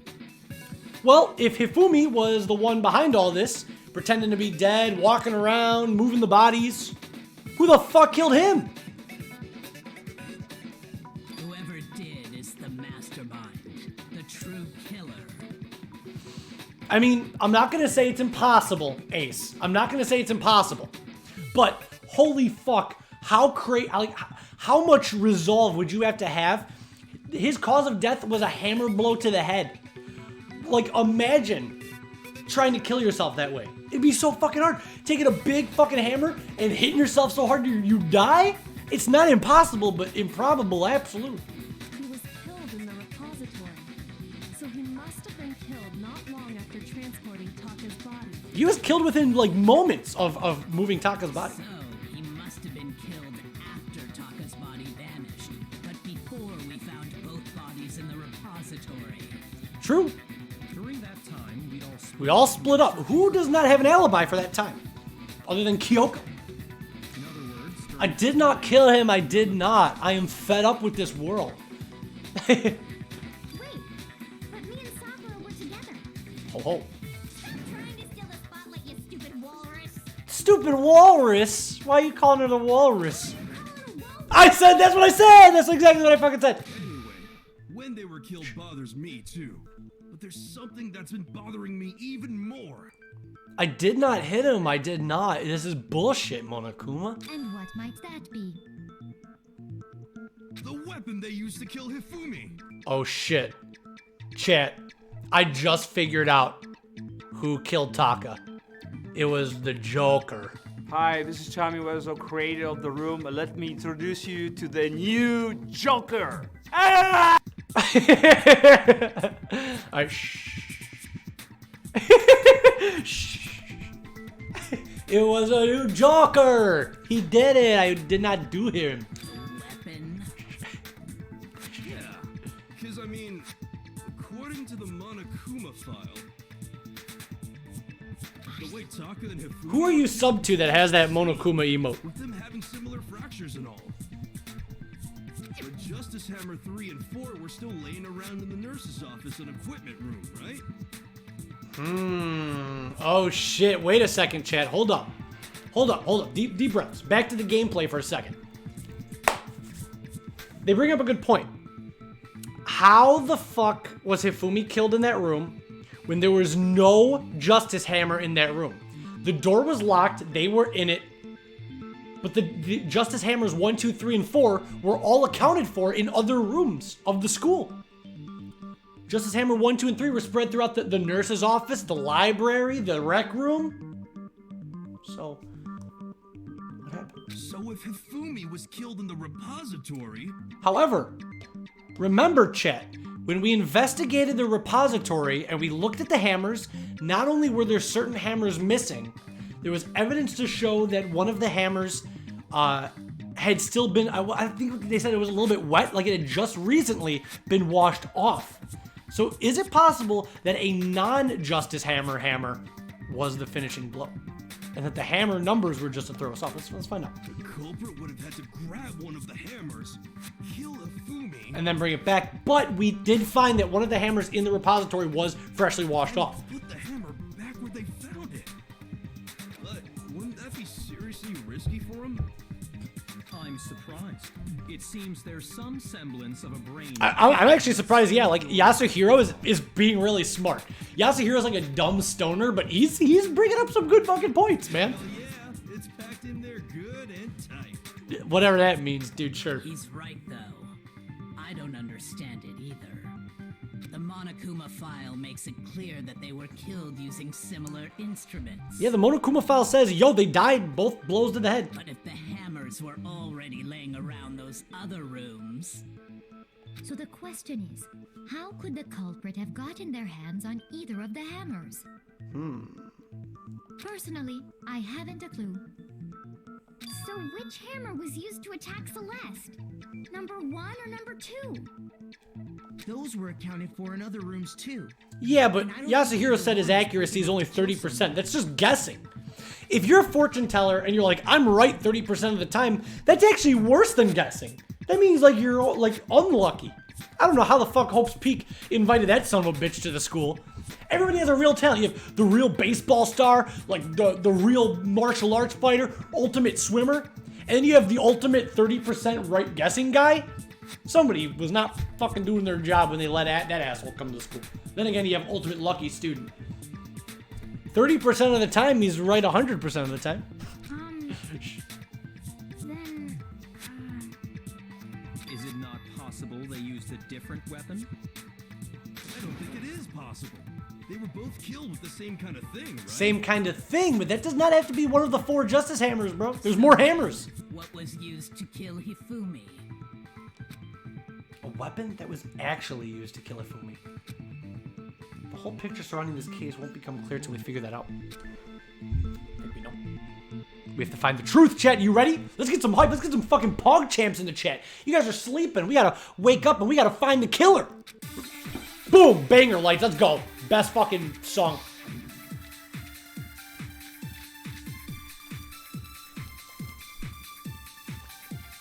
Oh, Spotless Hammer. Let's load it up. What was used to kill Hifumi? What was used to kill Hifumi?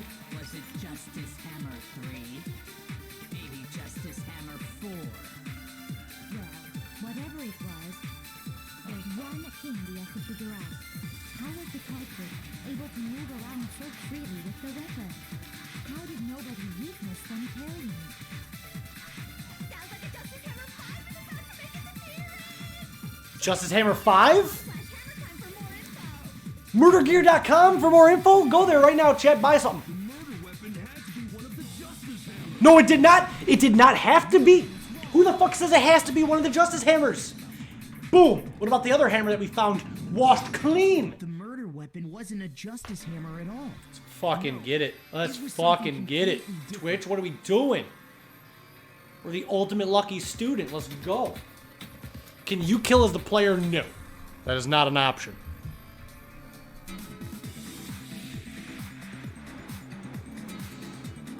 This isn't really like a multiple choice game. There's either pass or fail. But seriously? A different weapon?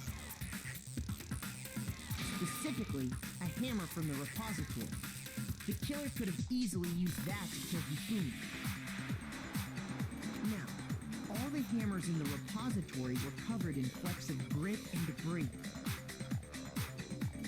But for some reason, one of them had been scrubbed clean.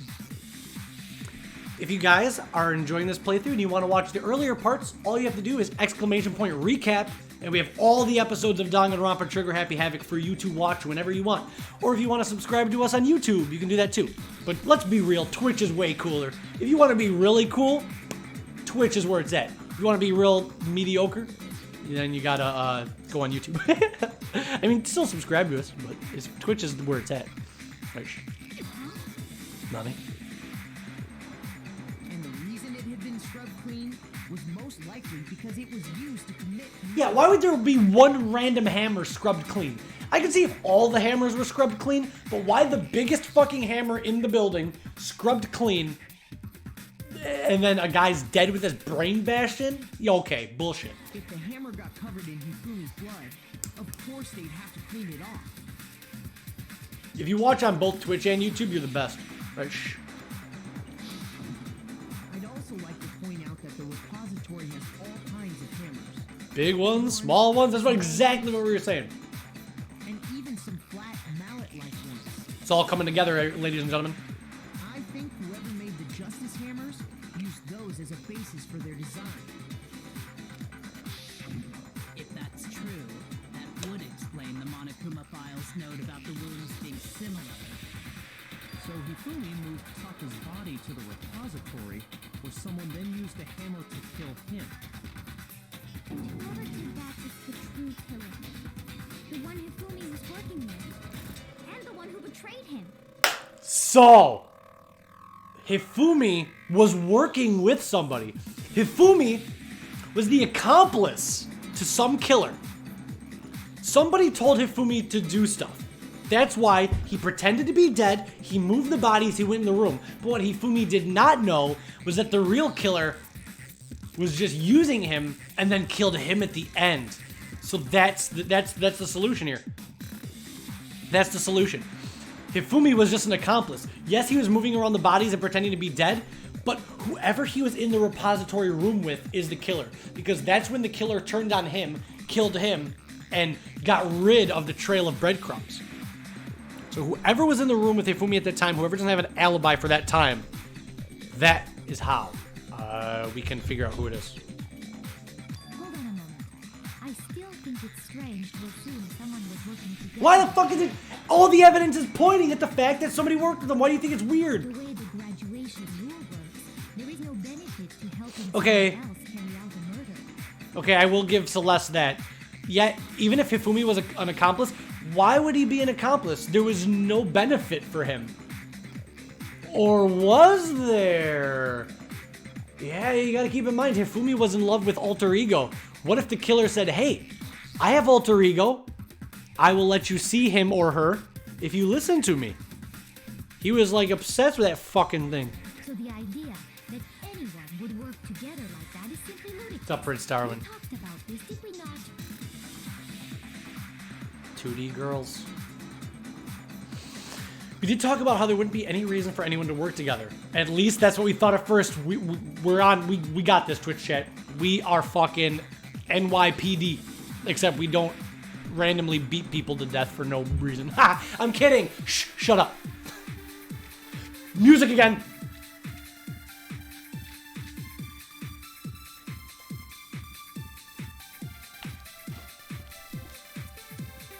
Based on the rules that have been laid out for us, even I'm kidding, Dally. I was a joke. I gotta focus. You guys are distracting me. Who the fuck's the killer, bro? can graduate and survive. Assuming the rule holds true, it is simply impossible that two people work together on this. That is how the rule was explained to us. But that only really applies if there's one murder, right? In this case, however, there were two murders. The music is so good. Is the possibility of an accomplice really that insane, or is there some chance? Based on the rules that have been laid out for us, even if more than one person is complicit in the murder, only the one who actually carried out the act That's can true, that's true. graduate and survive. Assuming the rule holds true, it is simply impossible that two people work together on this. That is how the rule was explained to us. But that only really applies if there's one murder, right? In this case, however, there were two murders. There were two murders. So, when Celeste says that it's impossible, that's wrong. It's not impossible. Just because there's no benefit for the other person doesn't mean that there's no way it could happen. Can graduate and survive. I'm ready. Assuming Y'all ready? the rule holds true, it is simply I was wrong, no! That's not right. We gotta think again. We gotta think again. That is how the rule was explained to us. Maybe it's the other way around? Only applies if there's one murder, right? Quiet, quiet, quiet. In this case, however, there were two murders. Two murders. I missed? Okay. I missed. Okay, okay. That's... on the rules that have been laid out It's fine. No pressure. No pressure. This is it. person is complicit in the We gotta slow down. We gotta use slow down time. one who actually carried out the act can graduate and survive. Assuming the rule holds true. Ah, no, that's wrong, bitch. Kind of weird that every time we fucking get further in this case, Plausible that more than one person was involved. it's a little strange to me that every time we start to find out new information about the case, who's the one that always fucking gets in the way? Who's the one that's always been, no, that's bullshit, that's stupid, all the time? It's always fucking Celeste. Why is my cursor so still?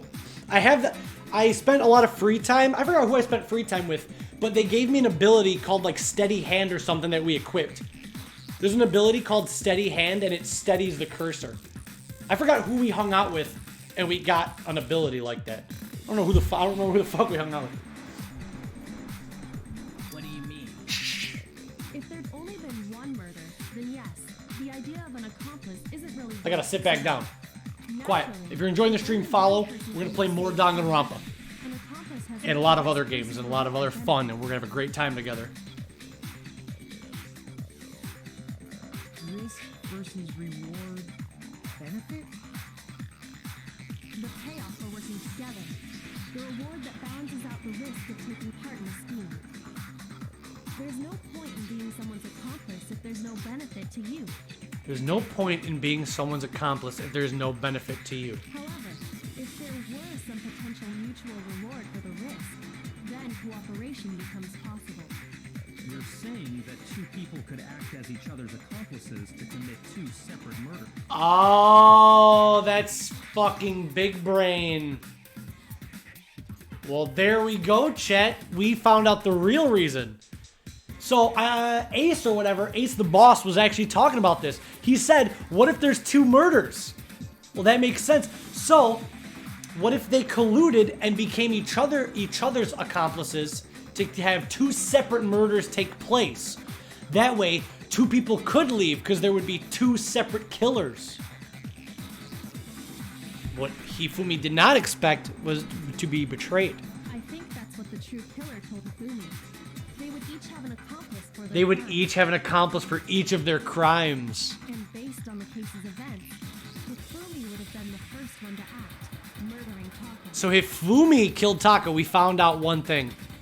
We found out who killed our boy Taka. Dumbass, stupid Hifumi. We hated him from the beginning, Chet. As soon as we started this game, everybody fucking hated Hifumi, and then he killed our boy.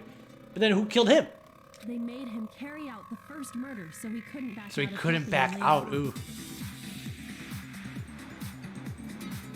So in this case, there wasn't one single person committing multiple murders. Instead, each person killed someone, creating two separate incidents. And it only looked like one person because that's how the true killer designed it to look. No, well, that's even more fucked up though, Dox P. Hifumi wasn't the mastermind. Somebody smarter than Hifumi planned that out and used him. The real Monokuma said all you have to do is find the true mastermind that set everything into motion. Somebody else showed up, convinced Hifumi to commit a murder, to blackmail him, using him as an additional accomplice, then killing him. That's what happened. A single suspicious individual, a similar weapon used in each crime, disappearing bodies. I didn't know that. I did die. I don't fucking know. I didn't know what you meant by weeb guys. The Hifumi, the ultimate fanfic guys drawing pictures of Sonic and Mario having sex and shit. I don't know. It's his ability. By creating one seamless set of circumstances, they made it look like one person was behind it all. The mastermind picked their target and managed to convince him to go along with their plan. The mastermind picked their target. So there was a mastermind, because we all know Hifumi's kind of stupid. Hifumi's not smart enough to think of all this. He was taking orders from somebody and then got betrayed. But who? Chet? The no accomplices rule, they simply killed their accomplice. Which, if true, means that betraying Hifumi was part of the plan from the very beginning. That's just awful. How could anyone be so cruel? It's pretty fucked up. You think so? I can't help but admire its cunning. Still, their choice of accomplice seems odd. I mean, it is weird. Like, why would you want to have Hifumi be? Well, I mean, maybe you need somebody stupid. You know?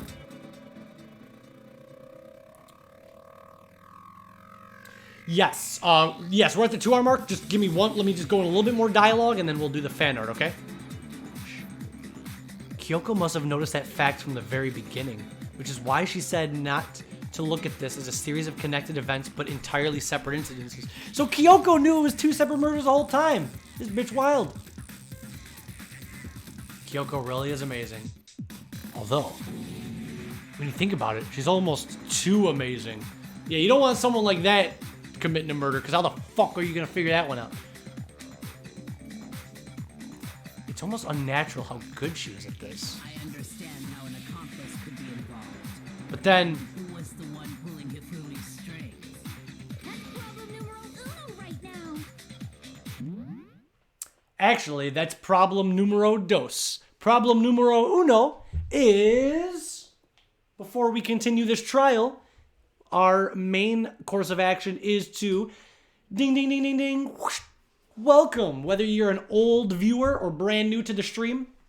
Here on the Milky Finishers, we stream a lot. However, every single Wednesday at the 2-hour mark, no matter what we're doing, whether we're playing Danganronpa or we're in the middle of something crazy, every single Wednesday at the 2-hour mark, we go over all the amazing fan art that you guys sent. If you're watching the stream and you like drawing some stuff, whether you're super artistically talented or you're just like picking up a pen and just drawing for fun, please, please, please submit art, and we will show it every single Wednesday, okay? Sorry, all the art has to be submitted by Tuesday night to be shown on the Wednesday stream, but if you submit it, it will be shown next Wednesday because I have to get it all on my computer and stuff like that. So if you're like, well, shoot, I want to draw, I want to submit some stuff to be shown on a Wednesday stream, please send all of your fan art to themilkyfinishers@gmail.com with the title fan art, and it will be on stream. Or if you're in our Discord server, there's a section called fan art where you can post it there. Do one of those two things, and I will 100% show your art on a Wednesday stream. Like I said, the deadline is the previous Tuesday, but if you submitted some art tonight, it'll be shown next Wednesday, so don't worry. Plus, I try to put all the fan art on YouTube as well. So we have a big selection. I don't want to go take too long because a lot of you guys want to see the rest of the trial, myself included. So we're going to go through this really fast, but we have a lot of awesome fan art from all of you amazing viewers. So,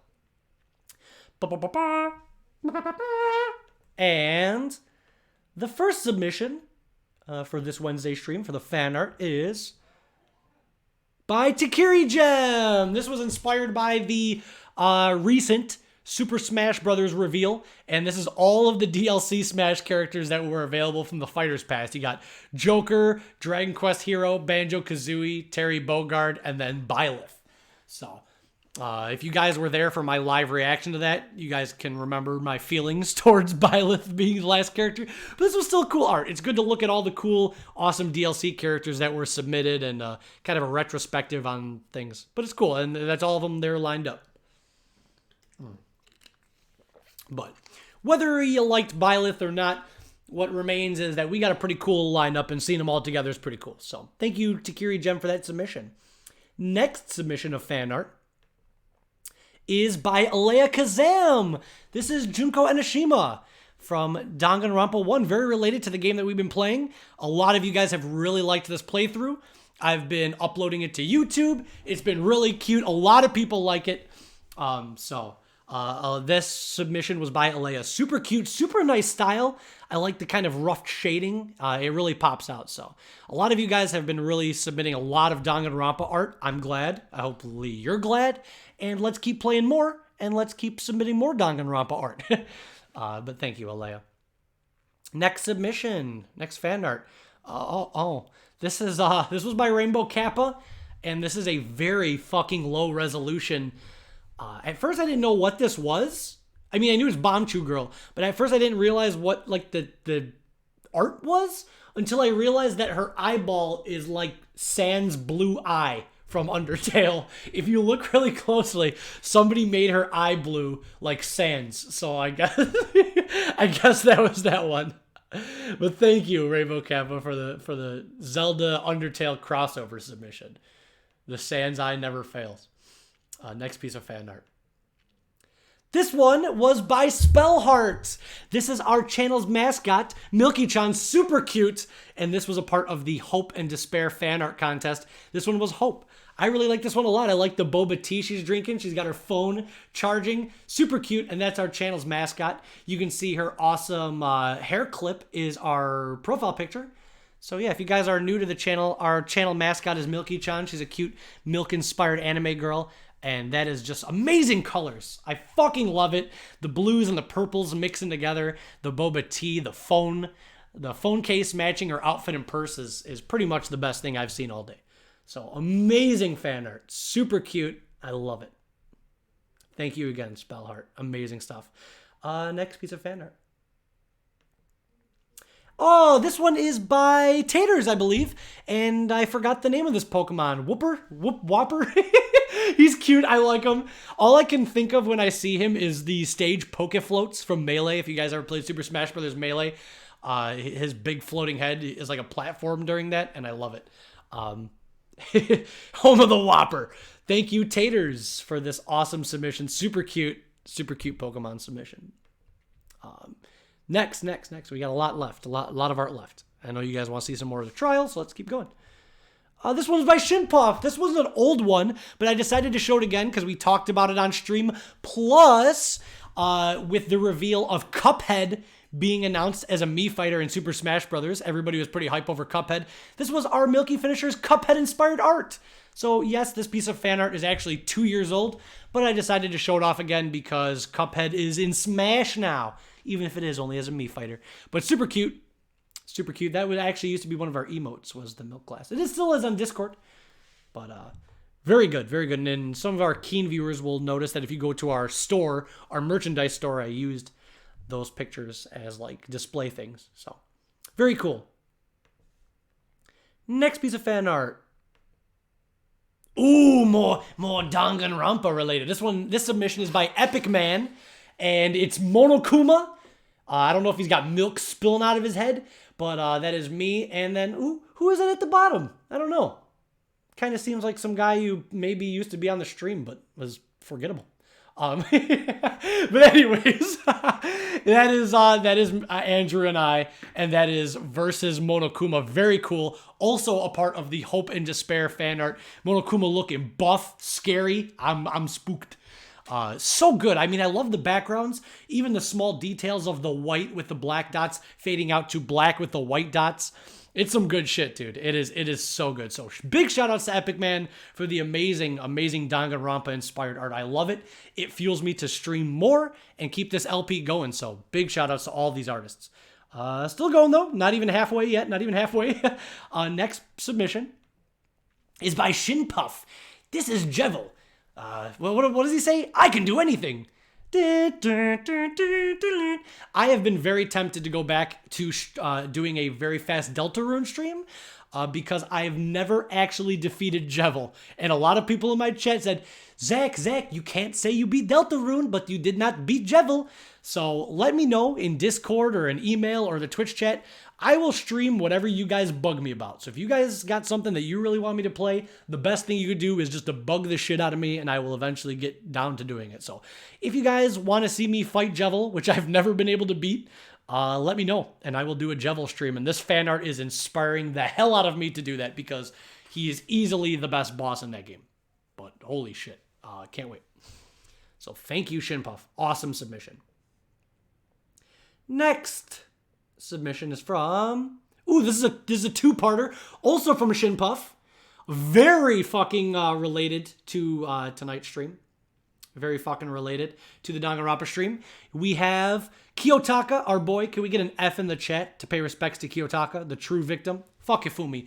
But it would not be a Kiyotaka image. A second submission, also by Shinpuff. You gotta have his bro, Mondo. Look at these bros together, man. It was a simpler time. Now, spoilers, both Mondo was executed for the murder of Chihiro, and Taka has been murdered by who? Hifumi. So very, very amazing. Though I thought those pieces of art went hand in hand, very related to tonight's stream. So many good submissions by Shinpuff and everybody. So thank you. Thank you. Keep the Danganronpa art coming. Can't get enough. All right, next up. Also by Shinpuff. This is Tips-chan. We had a discussion about her, I think, last week on the Sunday stream. This is my girl, all right? We had a discussion early in the stream what is, like, the most unattractive... what's the most unattractive character that you're attracted to? And we got to talking about it in the chat, and I said that it was Pizza Thought, a.k.a. Tips. So Shinpuff was so sweet and drew this picture for me, and in my opinion, not to be biased, but I actually think that her rendition is better than the fucking original. I mean, shit, I saw this and I was like, this is almost the best picture of her that exists. It's good. So this is kind of like my low-key girl that I'm not too proud of, but I like her. So big shout outs to Shinpuff for drawing Tips. Very cute. Pizza Thought's my girl, even if I'm not always open about it. Next submission. Oh, it's also by Shinpuff. This is a comic. This is going to be cool. Okay. So, this has been the first ever manga-style comic that we've ever been submitted. So we're going to go through it. I've never had this type of fan art before, so this is exciting. So, let's go through. So this is our mascot, Milky-chan, and she's talking to somebody. She says, "Take this. You know, you look pretty out of it today." I can relate to that. And it says, "My bottle of milk will fix you up in no time. It contains a special ingredient that'll get you up and around the house." And the other girl's like, "Oh, thank you." Look at that face. Enjoy. Look at that face. Look at that mischievous, despair-filled face. I love it. But that's it. Shinpuff, don't leave us hanging. If you guys want part 2, you have to follow Shinpuff on Instagram. So go do it. Go do it. Please. And tell her to make more of this comic because I need to know what happens. Not only does it involve Milky-chan, but this is a good story. I want to see where this goes. I want to see it get degenerate. How long until I read a lot of manga in my day. I can see where this is going, and I want to see the destination. So thank you, Shinpuff. And amazing style. First ever like manga style submission, and I think that you're fucking phenomenal at it. So keep doing it. It's really good. I'm already invested. What other manga can you get invested by one page? One fucking page?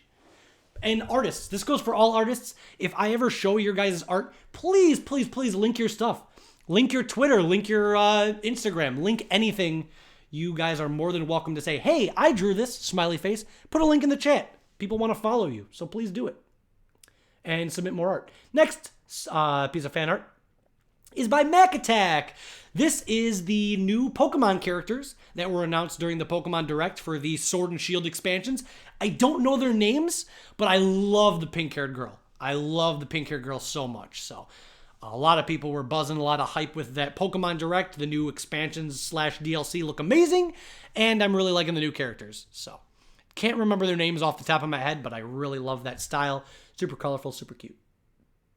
But yeah. And next, also by Shimpuff and Deltarune related, it's Susie from Deltarune. Guys, I think it's all pretty much confirmed that I got to do another Jevil stream. Fuck it. We're going to do it. I'm going to confirm it. February, some point next month, we're going to play Deltarune again, and we're going to fight Jevil on Twitch. And maybe we'll make it a thing. Like, if I can't beat Jevil in an hour, I'll do a sub giveaway. For every hour it takes me to fight Jevil, maybe I'll do another sub giveaway.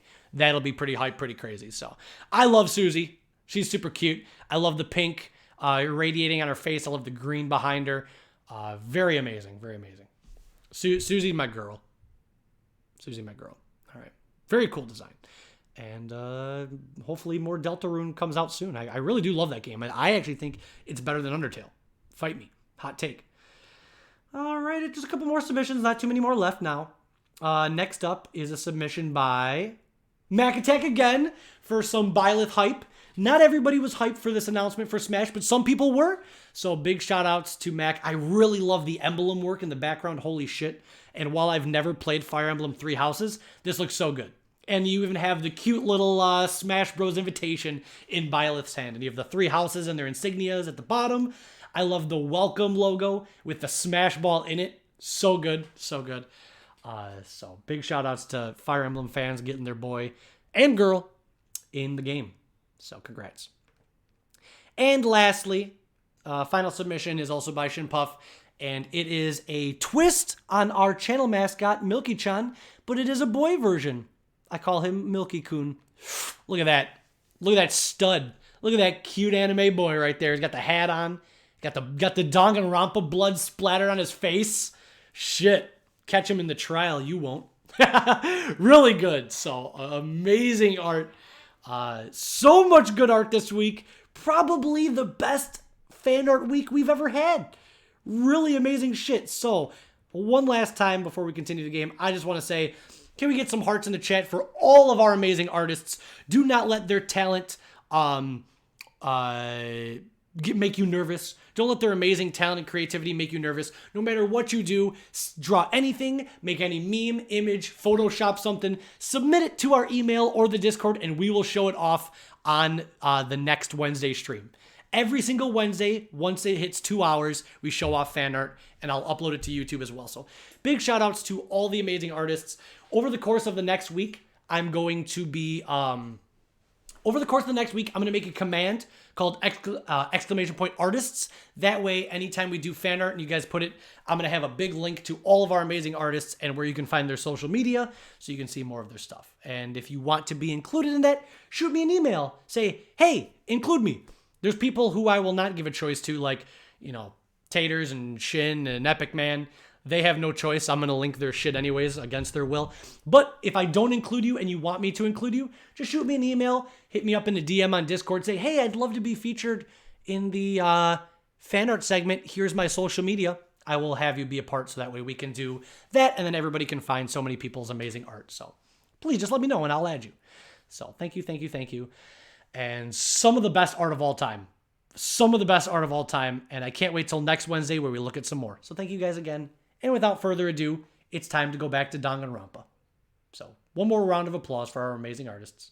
And here we go, back in it. I gotta take a sip of water. I forgot what the fuck was going on. All that art was so good, I forgot who the fuck the killer is. All right, back in the grind here.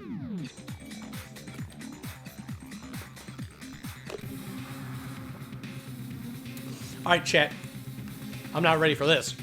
The true killer manipulated Hifumi to carry out a number of actions and in the end murdered him. Everybody's talented. There was literally not a piece of fan art that wasn't good. Everybody that submitted was so fucking good in their own way, and it was so unique. Whether it was funny, creative, good references, amazing visually, the colors, everything was so fucking amazing. And all of you guys, it matters so much. Everybody that submits art, it makes my day. It literally does. But here we go. We gotta find a murderer, guys. This is too wholesome. We're gonna be sentencing somebody to death.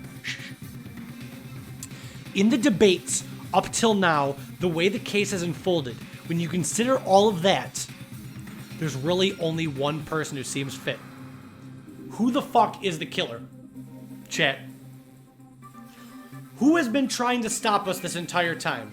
Who has been shoving away all the evidence? Who has been denying everything? Who has been acting the most suspicious this entire fucking time? The answer is obvious to me. Is it obvious to you?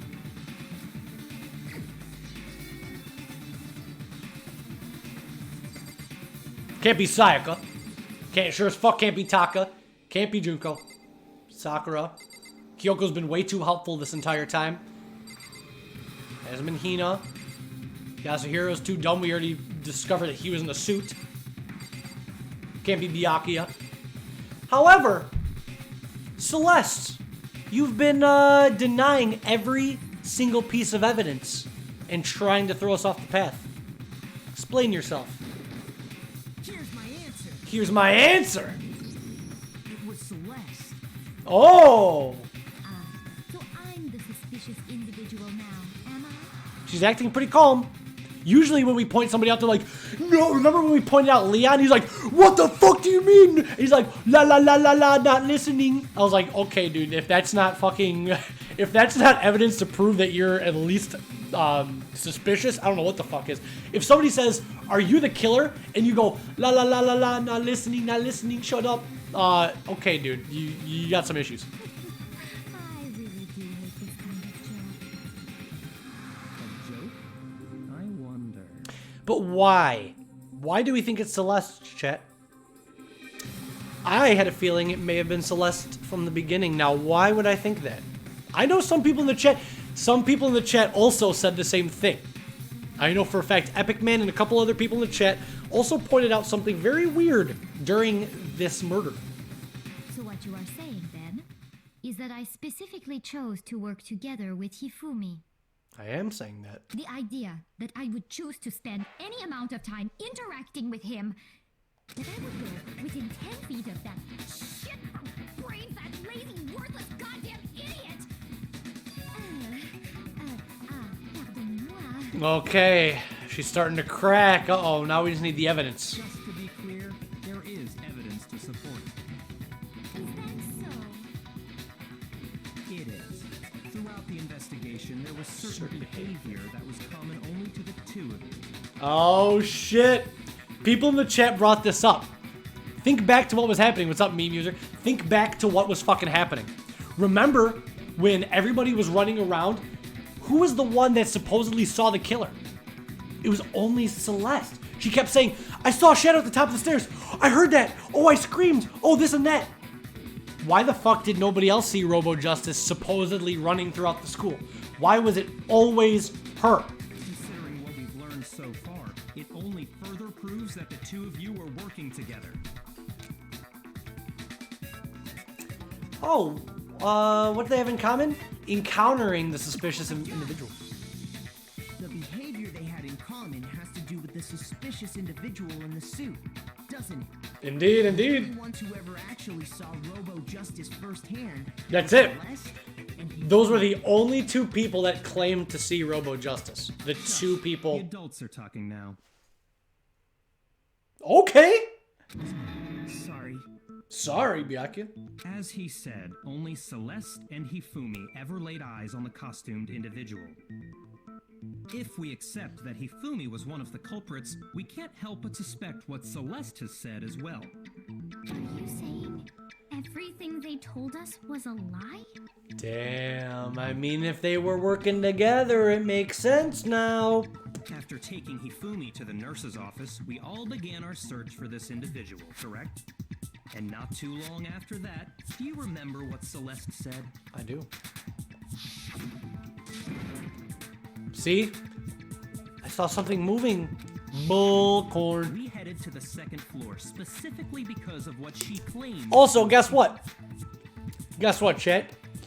When Hina was feeling sick after discovering Hifumi's body, whose idea was it to go to the bathroom? Remember, Celeste was like, well, let's just wash up in the bathroom and calm you down. We'll be right back. It was Celeste's fucking idea to go to the bathroom, giving Hifumi enough time to get his fat ass up and walk up to and go move Taka's body. Next, to draw us all to the physics lab up on the 3rd floor, She let out a blood-curdling scream. It's all and coming when together. we'd all come to see what was wrong, what was it she said? Celeste, what's wrong? And Byakuya literally said this. He said, that was a rather intense scream for someone like you. A very uncharacteristic scream. I saw him, the strange costume man. He ran off as soon as I screamed. Bullshit. Bullshit. Once she'd done her job of getting us all up to the physics lab, it was time for her partner to get to work.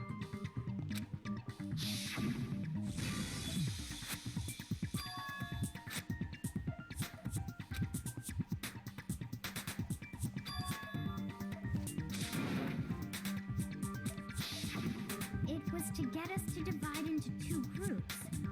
So that way they would discover. Hey, I'm not gonna lie. This is a pretty big brain fucking idea. This is a pretty big brain fucking idea. Like, all of this moving parts. It had to be somebody with a lot of intelligence. Had to be in order to like make sure that the bodies were discovered at the same time, to cover up the fact that Hifumi wasn't actually dead. This is a lot. It's pretty wild, but it makes sense. Holy shit! And it was Celeste's idea to split into 2 groups. She was the one that said, I didn't even fucking realize it. She was also the one that said, hey, we should also split into 2 groups. She was doing everything this entire time. And she even chose who was in each group. That way everything could go exactly the fucking way she wanted.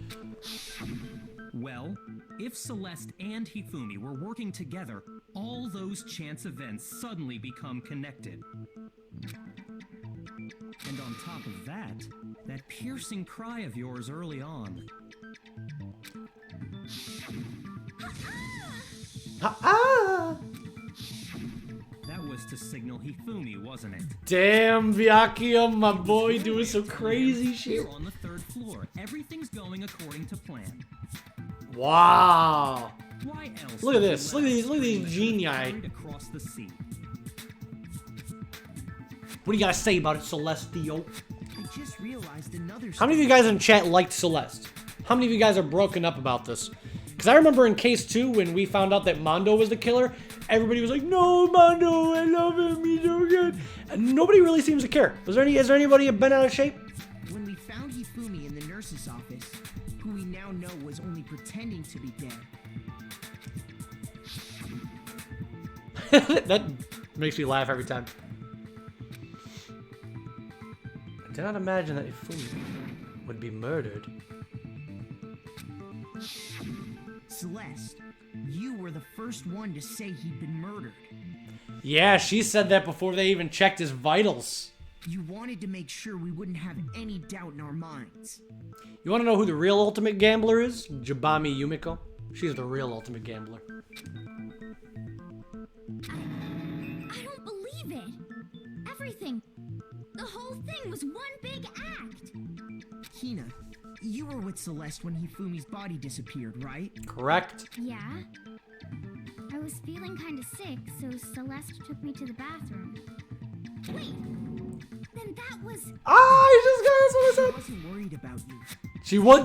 She wasn't worried about your dumb ass. She just wanted Ifumi to have fucking clearance to leave. Each piece isn't much by itself. But if you put them all together, And the picture gets very ugly. this is the spiciest case yet.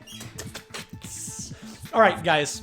Those of you guys who never played this game before, how many of you guys predicted what happened? How many of you guys were able to figure out what happened and how before the trial? How many of you guys went into the trial already pretty much knowing who the murderer was and who did not? Wouldn't you agree, Celeste? I want to know. I have no idea what you mean. Bullcorn. Don't bother trying to deny it. You made one fatal mistake.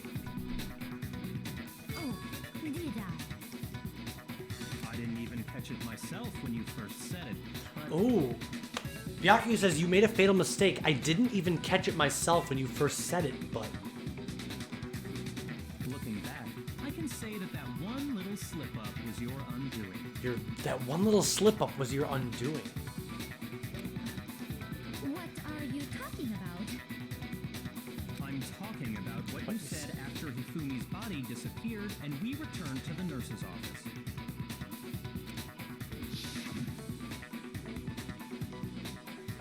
They must really be enjoying this. Enjoying the sight of us standing around frightened and confused. We're all going to die here. We're going to die just like those guys did! Chat, that's it. That's it. Why is that weird, chat? We're going to die just like those guys did. At that point in time, nobody had told Celeste that they had discovered Taka's body. Why the fuck would she say those guys? According to her, she should have only seen Hifumi's body. They hadn't told anybody yet that Taka was found upstairs. She said that before they told her, we also found Taka. So why the fuck would she say these guys unless she had already known the whole thing? I remember her saying that too. You don't understand what's so strange about that? I can fucking tell you. What's so strange about it? Then pay attention. Sakura, Toko, and I were first to discover Taka's body in the equipment room. Then Makoto showed up and told us Hifumi had been killed. So Sakura and I left with Makoto. Once we were in the hall, we ran into Celeste, and the four of us headed to the nurse's office. Now, the entire time we were together, none of us said anything about Taka being dead. Think about it. Celeste's comment doesn't make sense. It was completely out of place. It's kind of like when Mondo like slipped up and called Chihiro a dude. Yeah, I see what you're talking about. Although I don't really get what it means. You hear that, Celeste? Everyone's having some trouble understanding. Could you repeat what you said? Oh shit. If you're really not the culprit, you shouldn't have any problem repeating it, right? Byakuya said that Celeste's comment doesn't make sense. What is he alluding to? Let's go. Let's fucking go. All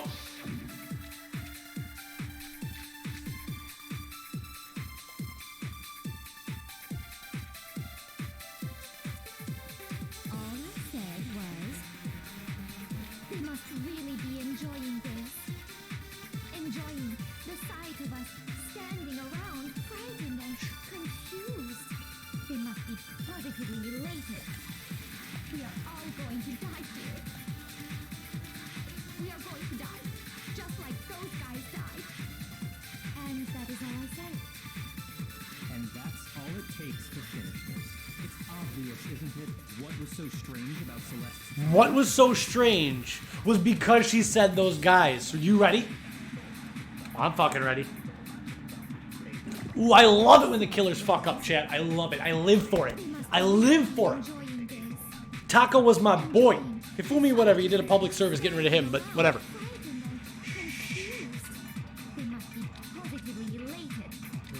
We are all going to die here. We are going to die. Just like Duh! Let's get it. That's right. There's no reason Celeste should have said, just like those guys died.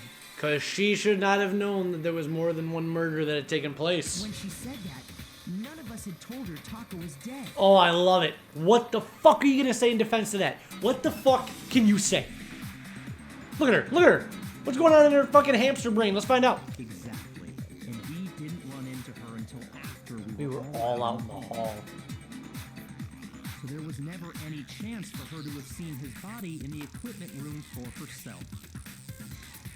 So how did you know, Celeste? How did you know? How did you Huh? know one person had been killed?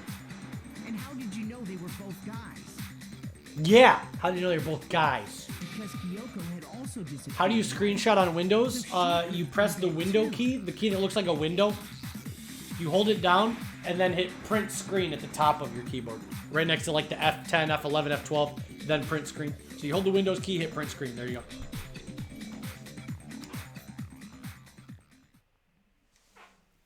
What are you going to say, Celeste? Tell us, come on. What's so funny? You all have such vivid imaginations. You know that? Nani. Imaginations. Nani. You claim that I was lying when I told you about the suspicious person I saw. Then what about the picture I took? How do you explain this picture of the costumed villain dragging Hifumi away? Chat, how do we explain this? How do we explain Robo Justice carrying off Hifumi? Because okay. We already established Yasuhiro is the only one that could be Robo Justice. No, but listen. How would Yasuhiro not be involved, but at the same time he's also conscious and lifting Hifumi and fucking dragging him by the neck? It has to be some kind of setup, right? So let's put the suit on, and then she used the camera's timer to... Have you so quickly forgotten? You are the only one who could have possibly fit into that suit. Okay. Plus, I happen to know that this particular camera does not have a timer. Damn, no timer on the camera. In other words, it is an unassailable fact that this is a picture of Hifumi being dragged away. If everything I told you is a lie, how can this picture exist? Simple. Are we sure that's really a picture of the suspect dragging Hifumi away? Oh shit, here comes Kyoko. Every time she says something, it's pretty wild. What's up? What would you possibly mean by that? Surely there are other explanations than the one you've offered up. No, there is no other explanation. Shut up. Shut up.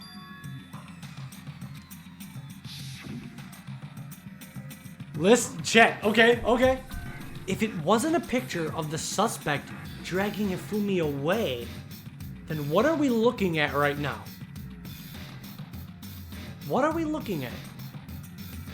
If it's not Robo Justice dragging Hifumi away, what if it's Hifumi dragging Yasuhiro?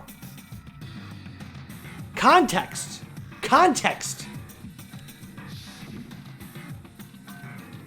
Yep. They're dancing, what the fuck?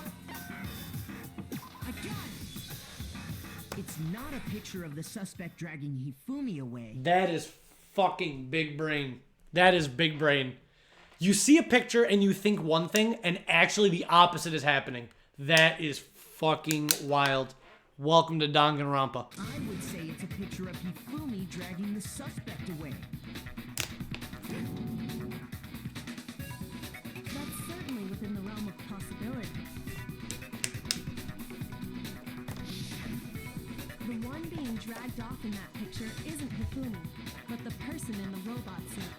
This trial is long. Boy, oh boy. The other way around. And the strange costume might only exist to lead us astray even farther. Damn. If you saw someone wearing something like that in this situation, of course you'd notice and be suspicious. That's what happened!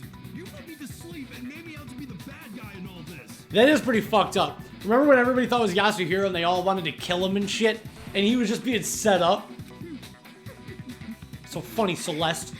Such a thing is utterly impossible. Okay. Hifumi was dragging him away? Ridiculous. Oh god. What the fuck is she gonna say now? Is it? I don't think it's ridiculous at all. Then shut your mouth and allow me to educate you. Damn! She said shut your mouth.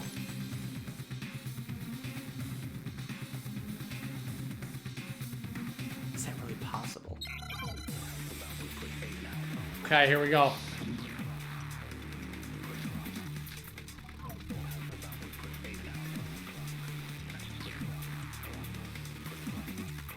You dressed me up in that suit after I passed out!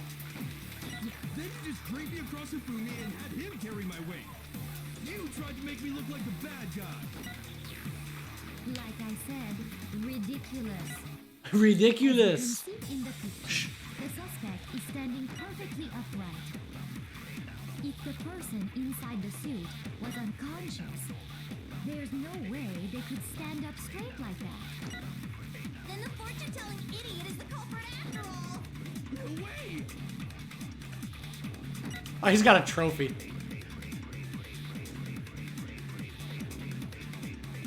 There's a contradiction. All right, shh. Suit after I passed out. Focus. Then you just dragged me across the Fumi and had him carry my weight. You tried to make me look like the bad guy. Like I said, ridiculous. As you can see in the picture, the suspect is standing perfectly upright.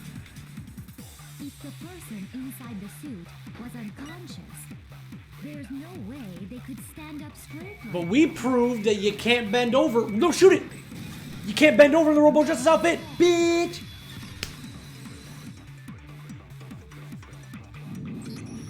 No. Even if the person inside the suit were unconscious, they could still stand up like that. Because that Robo Justice suit had a certain characteristic. Yep, you can't bend over in it. So he would have been standing up regardless. Look at her. Look at Celeste in the background. You're all trying it on. She thinks she's so clever. She's laughing. She's like, I'm going to escape and all these people are going to die. Fuck you. What are you going to do now? When Monokuma says, come on over, time for execution land. What the fuck are you going to do then? I love to see it. The despair. They made a mistake when they made it, so it couldn't bend at the waist. I'm not so sure that was a mistake. I think the suit was designed from the beginning to be used the way it was. Oh, man. Look at her face. Look at her fucking face. Celeste and Hifumi took the suit they'd specially designed and stuffed Hiro into it. Stuff him in. That's how they were able to fake that whole thing. Look at that shit. The point of it all was to make us believe whoever was in the suit was to blame. Ooh, she's getting pissed. Well then, Look, I love it when everybody like bonds together and like roasts the fuck out of the killer. Like it turns into a roast, you know? Instead of an investigation when the killer's like, no, no, and then everybody's like, fuck you, fuck. Oh, I love it. I live for it. Uh-oh. She is the ultimate gambler. She's never lost a gamble. Oh.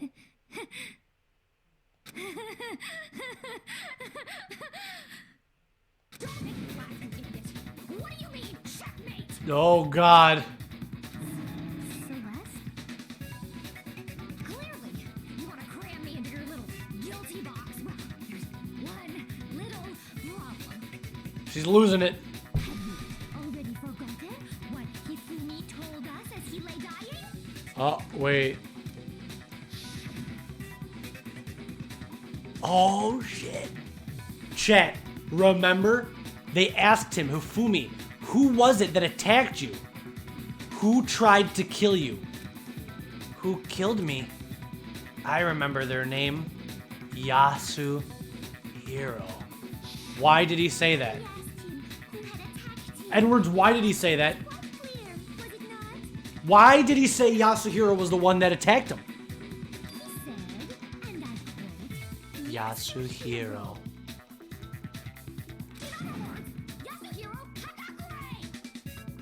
Right, but my name isn't really Yasuhiro. It's actually Taro. It's actually Taro, guys. Your confusing statements don't make any sense. You're only making things more complicated. He did say Yasuhiro, but are we sure he was really pointing the finger at Hiro?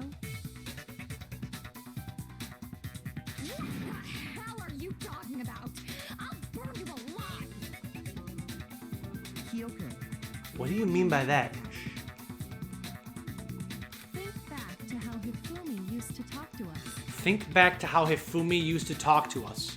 How did he refer to each of us? How did he refer to each of us? You know, nicknames. I don't think he ever said for serious. He called, yeah, because he would call us Naegi-kun, even though our name was Makoto. He would call, and he called people like Kirigiri-san. So yeah, why would he have used Yasuhiro's first name? Because his name is Yasuhiro Hagakure. So why would he refer to him as a first name when every other time he referred to people by their last names? that's right. Our last names. He Because called us all by our last names. Okay. Exactly. I know I heard him say Mr. Mr. Naegi. more than once, for example.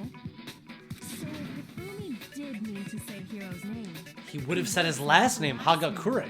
Hagakure. So what the fuck does it mean when he said Yasuhiro? Sure, it was just incidental. By chance, his first name. Indecent? Don't talk. He said don't talk. Random chance. Now isn't that a convenient explanation? No. There's no reason to think he would have said the name any different than normal. But he must have run out of energy before he could say any more. So Hifumi was trying to tell us the last name of whoever killed him?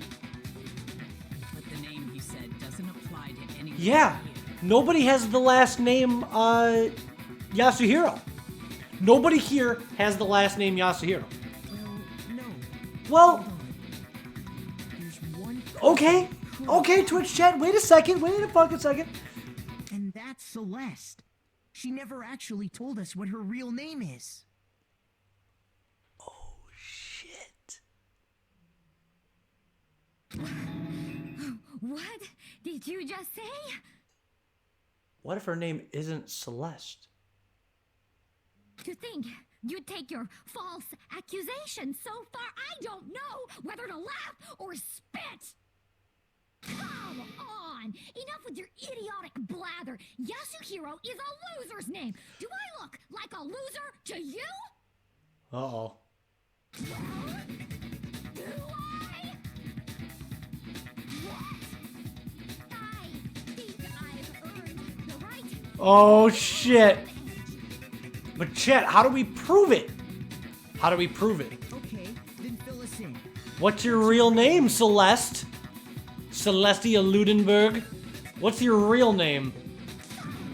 Make sure your ear holes are wide open and listen up. Oh boy. My real name is Celestia Ludenberg. Could you please stop making me repeat myself over and over again?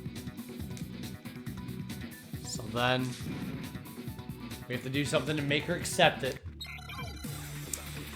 Well, chat, how do we know somebody's real name? What does everybody carry? Yeah. What does everybody carry on them that proves it? Hifumi was trying to tell us No, Chief, you can't lie about the e-handbook, dude. his last name. You can't lie about the e-handbook. Monokuma made those. Here, you might have that. Show us. It would have to be you, Celeste. You haven't told anyone what your real name is. Welcome back. How many times do I have to tell you?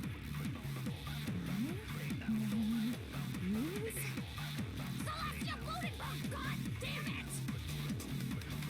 How long do you plan to go on pretending? Damn, Vyakia, tell her. Not pretending. It's the truth. And since you have no way to contradict me, no, it's wrong. That's wrong.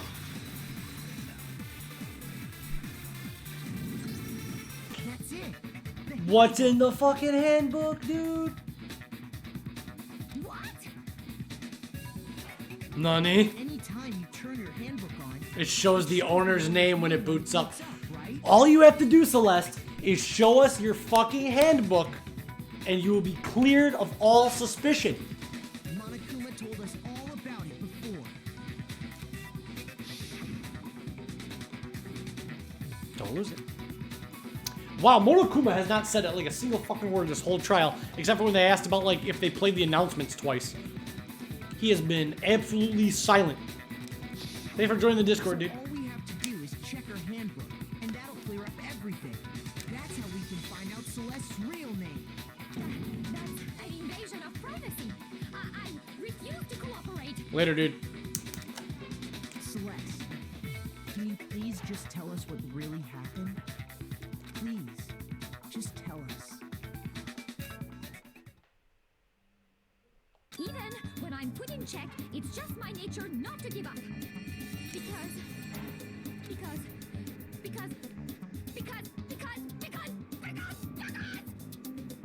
until the game's over, you never know what might happen. Whoa. Fine then. Let me settle it. Yeah, Makoto, dude, look at this hero. Look at this fucking badass. Let me go over the case again. From the beginning, Oh, God. and shed light on all your Oh, no, it's the fucking closing argument. and that'll bring everything I'm to so an end. bad at these. Here we go. Closing argument. All right, take it from the top. How? Oh, this is the most fucking convoluted case. Fuck me. Okay, start from the top. How did the killer recruit their accomplice? Was it seduction?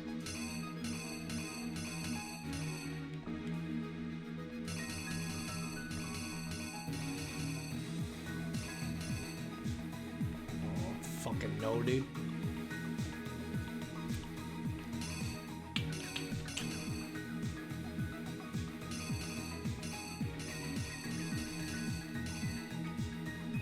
I'm gonna save that one. Yeah, Hifumi looks like Peter Griffin in that, dude. What time did the killers call their victim to the rec room? 1 in the morning. Oh, wait. Yes. Who was it that the killers summoned first? Yasuhiro. We knew that.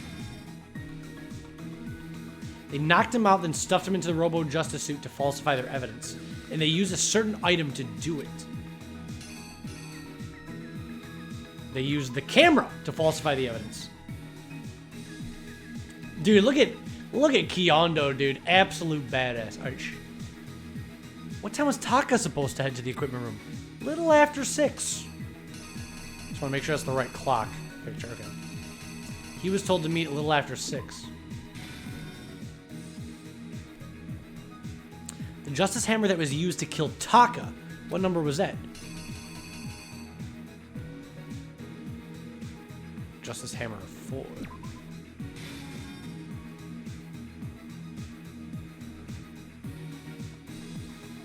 In the library, Hifumi used something to fake the evidence of a shadowy criminal. Wait, did I fuck that up? No, because the picture was already there. He used something to fake the existence of a shadowy criminal. He just hit himself in the head? God, I'm not 100% sure about that. I gotta skip that one too. Which Justice Hammer was in the nurse's office when Hifumi was pretending to be dead? Justice Hammer 3.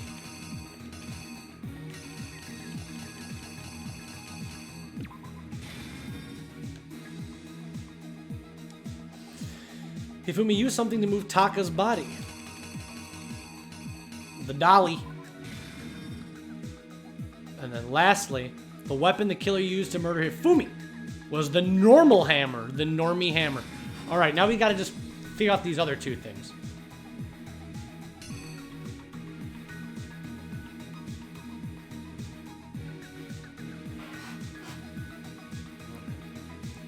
How did the killer recruit their accomplice?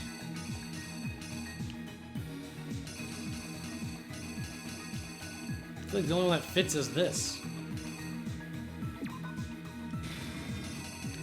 And then the last piece of evidence.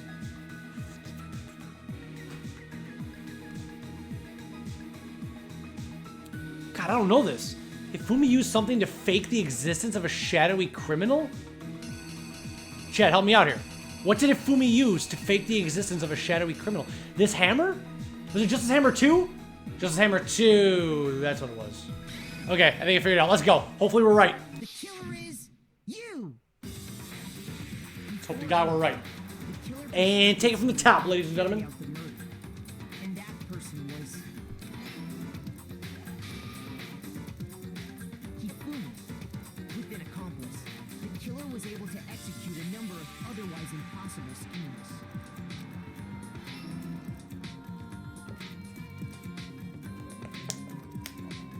First, they convinced someone to meet them in the rec room. Isn't this the craziest trial yet, chat? Isn't this the crazy, like, all this crazy shit? It's so wild. That someone they met with was Hero. The murderous duo intended to pass Hero off as the prime suspect. So when they met up with him, they drugged him, knocked him out, and stuffed him into the Robo Justice suit.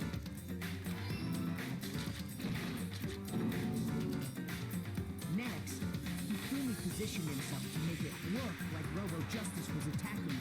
Oh shit. While the killer used a digital camera to take pictures of the assault.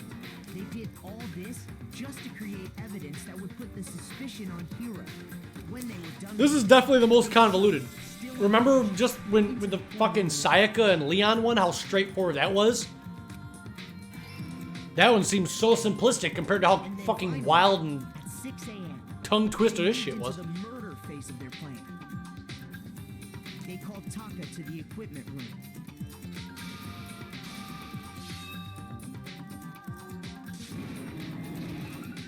Dude, that's fucked up.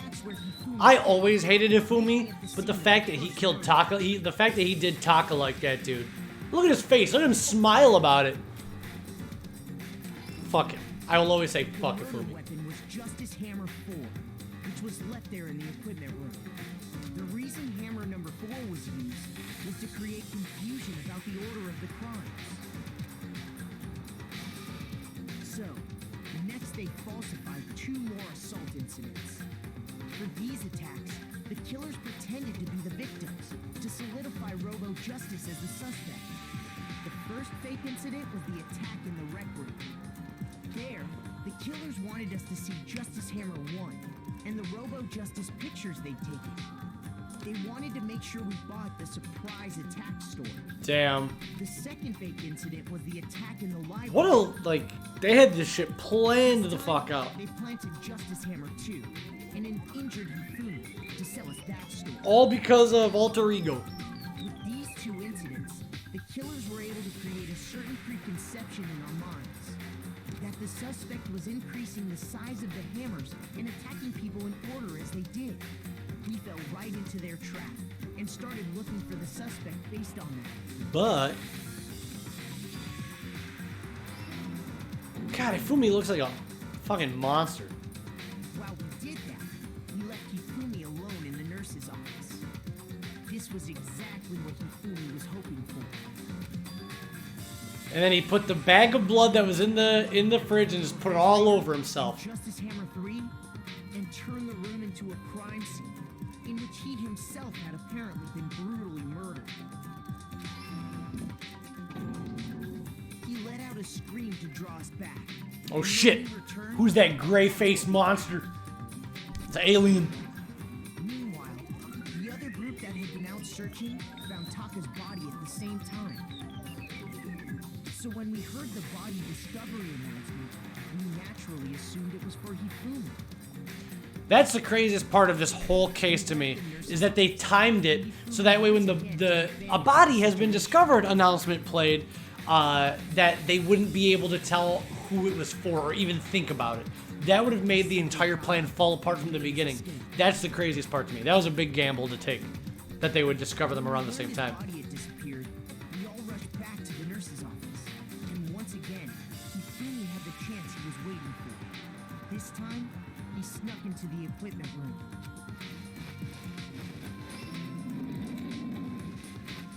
He wrapped Taka's body in a tarp and used the dolly to move it all the way down to the repository. That explains how each of the bodies disappeared.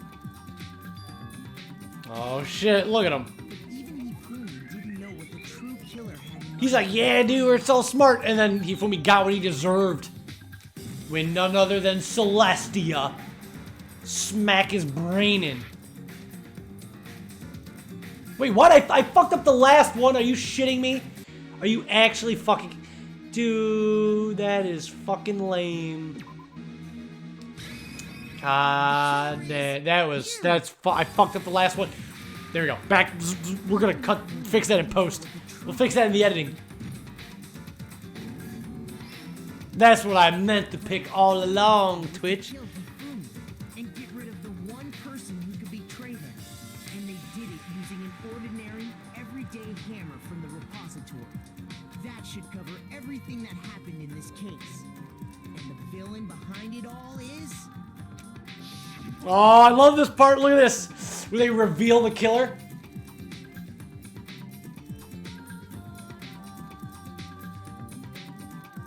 Oh, shit. Look at that. Oh, I love it.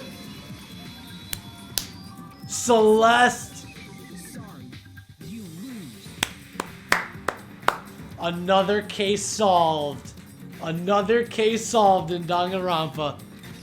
You tried hard, Celeste. It was a pretty good plan, but what you didn't expect was that Zach Lawley was on the case.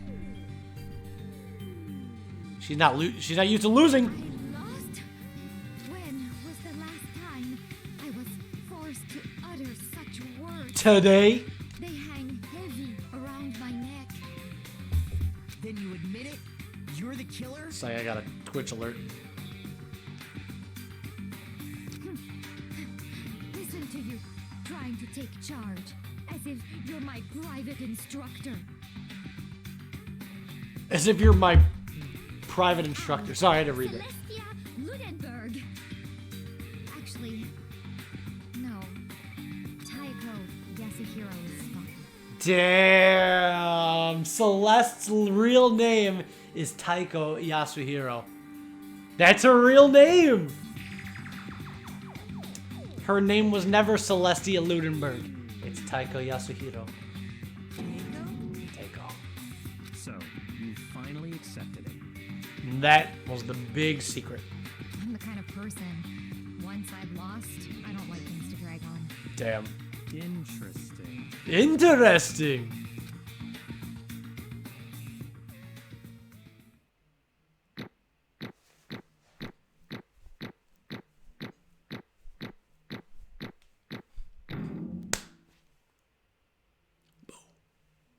The fuck is up? All right, she admitted it. She said, all right, yeah, that's true. My name's Taiko Yasuhiro. I don't like things to drag on when I lose.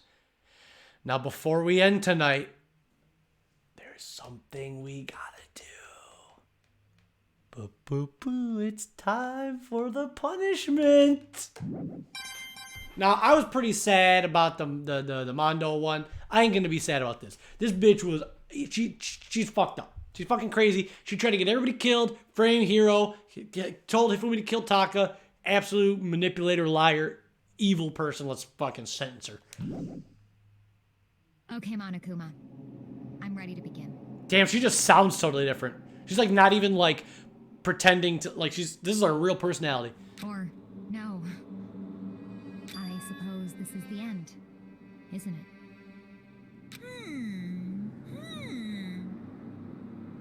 It is indeed the moment we've all been waiting for. Time to vote. Okay? Okay. She has no accent anymore. Please locate your She was always like pretending to be like European, but she was just Japanese, like the rest of them. She's like, I'm Celestia Ludenberg.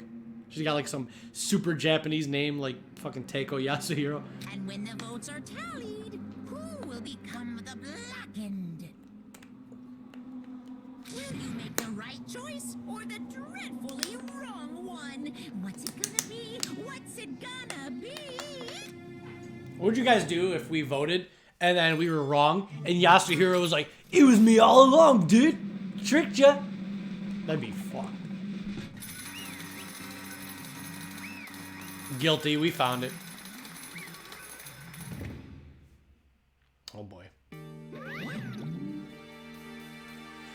So, I mean, are you really that surprised, chat, that the ultimate gambler would kill somebody for $10 million? 10 mil? You can't tell a gambling addict not to go for that kind of cash.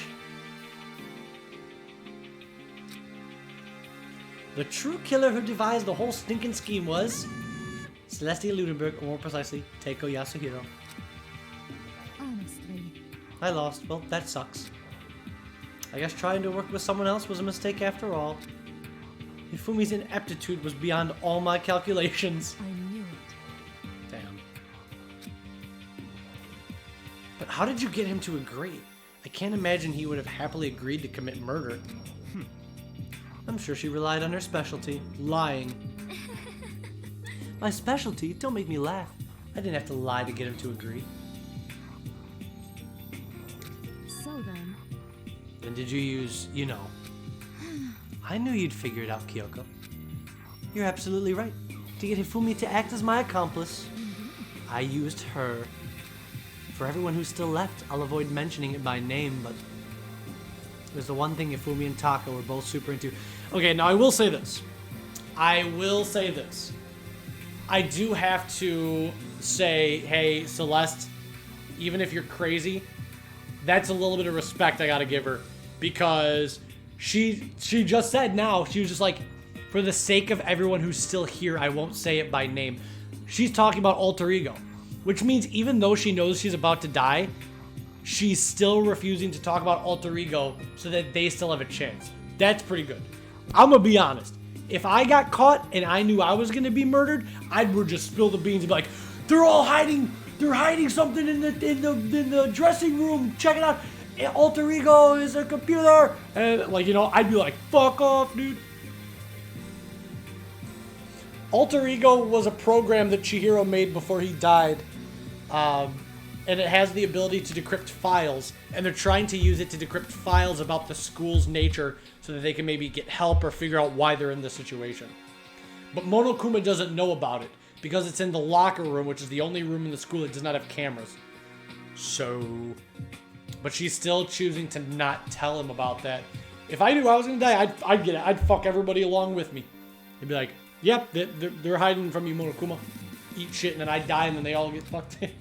Maybe I'm evil, I don't know. Say what?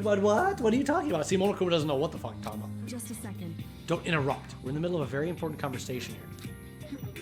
I'm totally out of the loop as usual. How sad.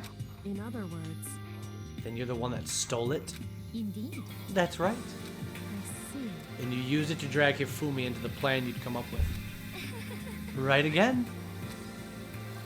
Last night after we had our meeting about how it disappeared, I paid Hifumi a little visit. What are you doing here? Actually, Oh shit.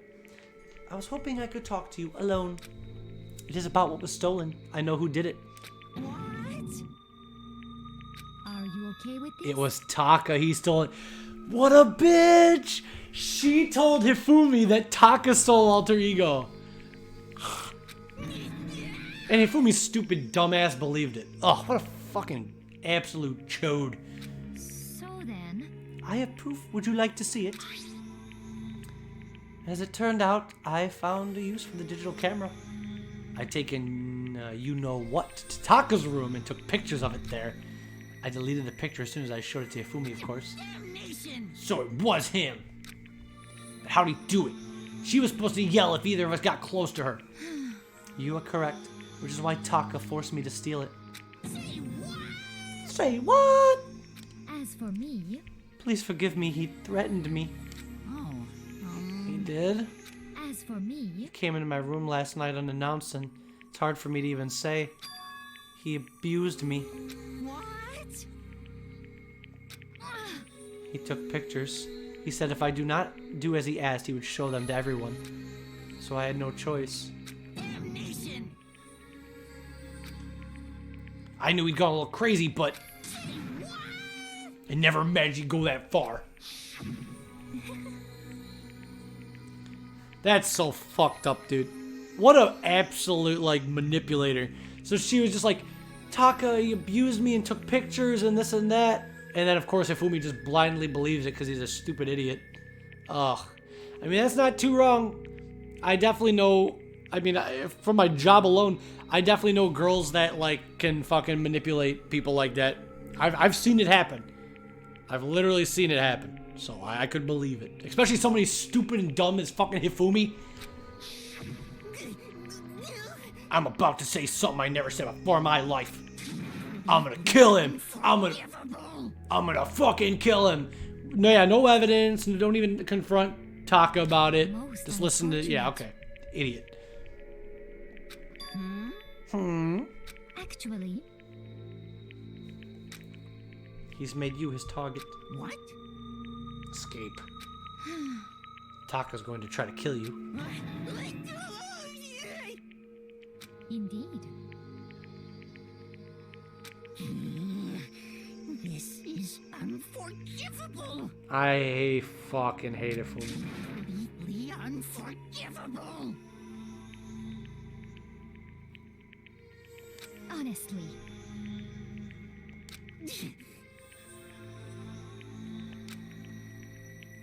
I swear I will save her! I'll get that game one day, Master Gamer. actually, Would you like to join with me? It just so happens I've come up with a plan. I can believe it, Shin. I can definitely believe it. I can have an idea. I'm pretty sure we feel the same way about Ifumi. We both probably like Taka the same. We both hate people that like are easily manipulated by like nothing, no evidence. I hate people who don't research or look into anything. They blindly believe shit. They act impulsively. They're stupid, and then they, of course, they kill people that are good.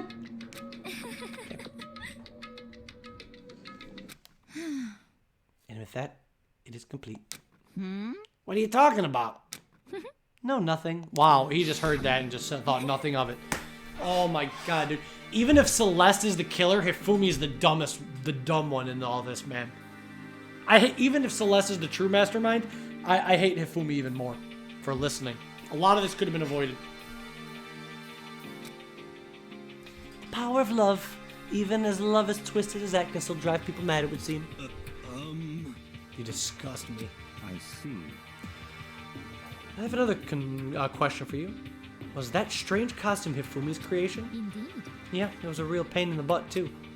All I asked him to do was make something to hide the face and general body size. I had no idea he made something like that. But it's my fault for picking him in the first place. But So why'd you decide to make me the suspect? Because you're stupid? Oh, gosh. That's it? Let's see. Nice, dude. Nice switching to PC. And in that regard, I made the right choice. I'm so glad your stupidity surpassed my every expectation. Life must have been tough on your parents, though. I feel like I could cry. When you were explaining your plan to Hifumi, how did you explain the part about him playing dead? What she's asking is, what was Hifumi supposed to do after that, assuming you would actually let him live? Are you okay with this? That's simple. After he did his part and pretended to be dead, once someone showed up, I told him to say he'd been seriously wounded. He was on the verge of death, but just barely held on. You really believe that? Well, of course, that wasn't all there was to it. As I explained to Hifumi, the plan was, while you were all questioning him about it, and what had happened to him, I was going to murder someone else. Wow, and he believed that. So she's like, oh, don't worry, Hifumi. When everybody's focused on you, I'm going to kill somebody else. And he was like, yeah, okay.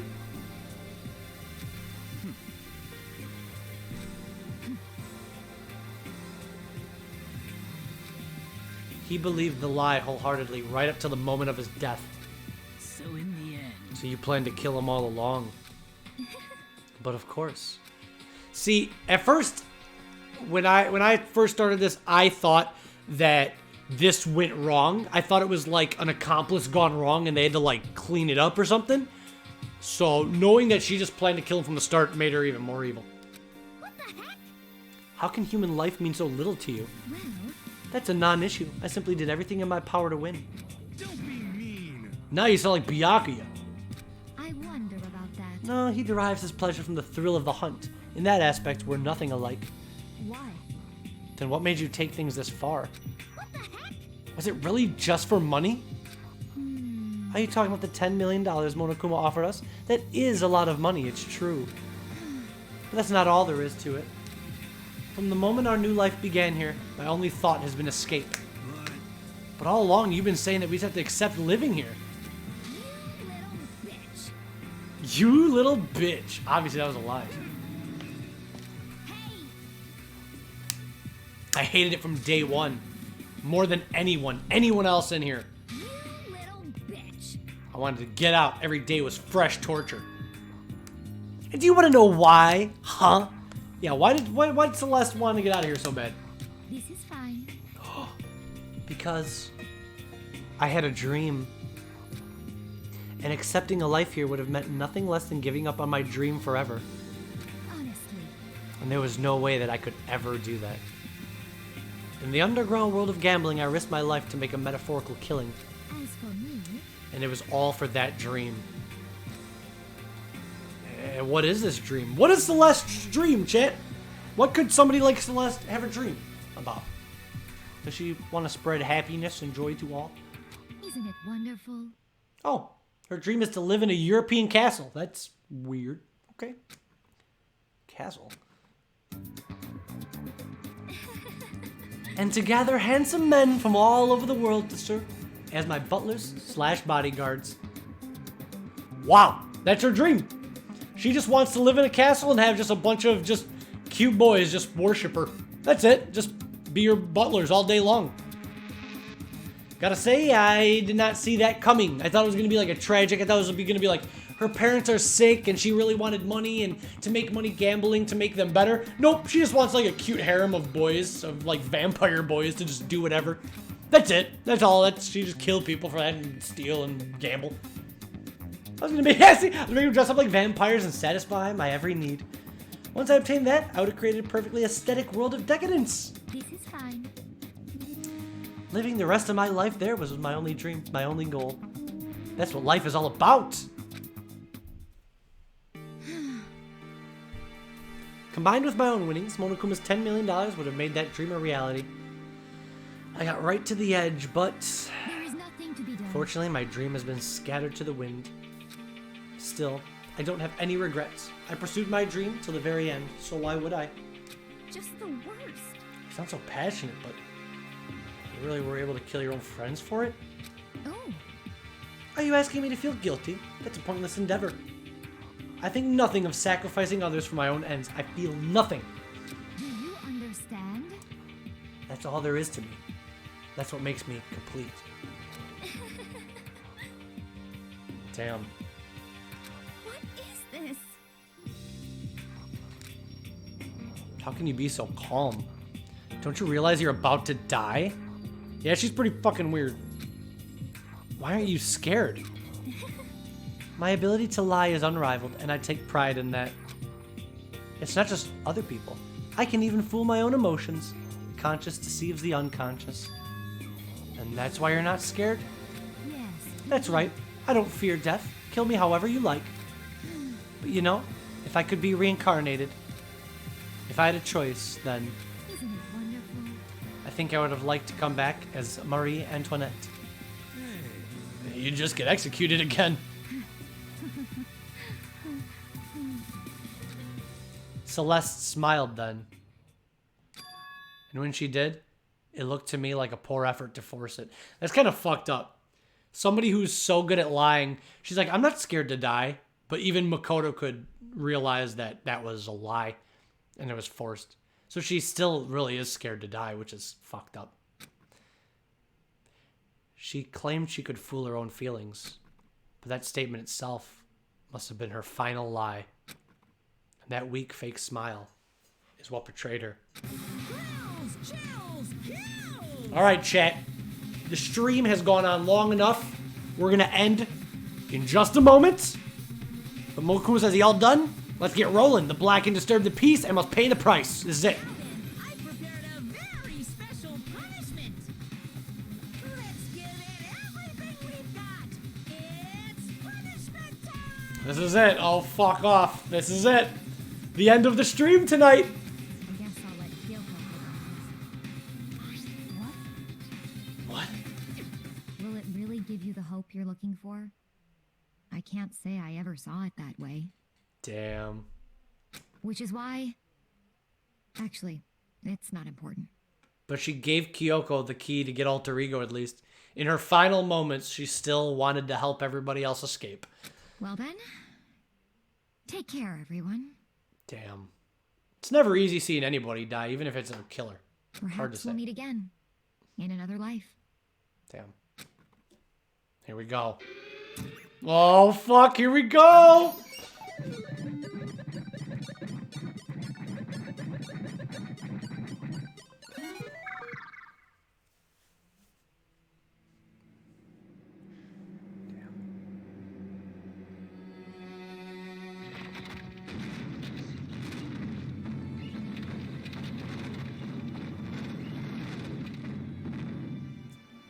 For the killing of Hifumi, who had then killed Taka.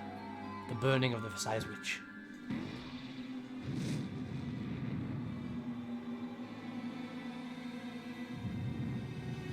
Damn, dude.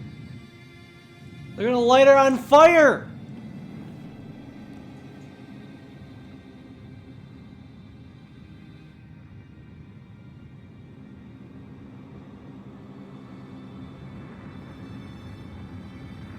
It's fucked.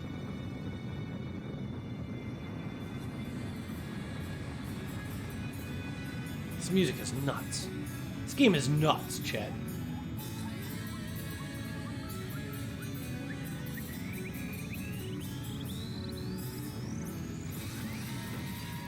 But then, holy shit, Moro Kuma's got a fire truck.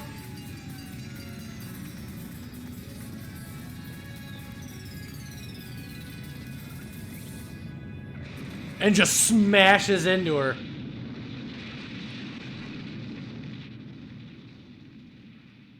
Okay.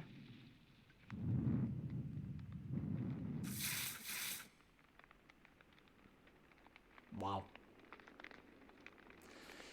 So they lit her on fire, but before she died from the fire, the truck smashed her to death. And then she's dead. It's over. Yeah, that's fucked, dude. Oh, holy shit.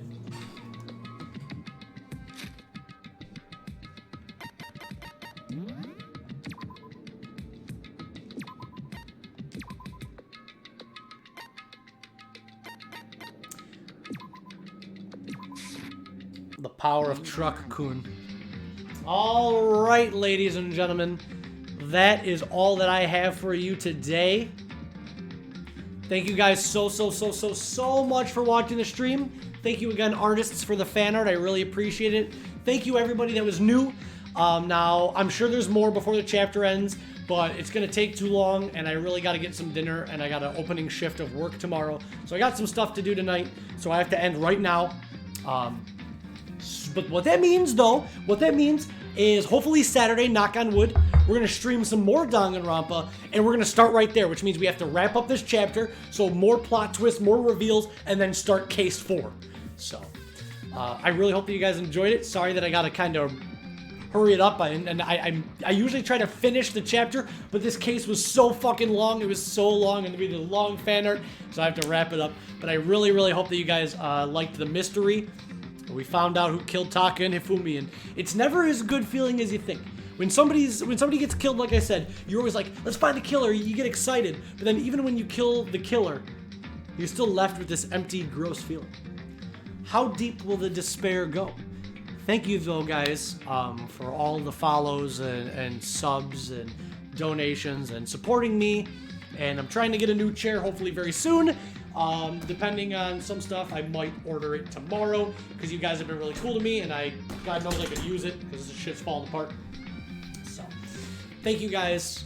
I'm only here because of your support. Thank you for joining the Discord. Thank you for subscribing to us on YouTube, and thank you for being here, as always. But I have to say sayonara tonight. Let me open up the thing, get the credits ready, and yeah. Have a great night, and I will see you all on Saturday for a new week of streams. We'll be back Saturday, Sunday, Monday, Tuesday, Wednesday, next week. So have a great night, and get a good night's sleep. Catch you next time. Thanks for watching.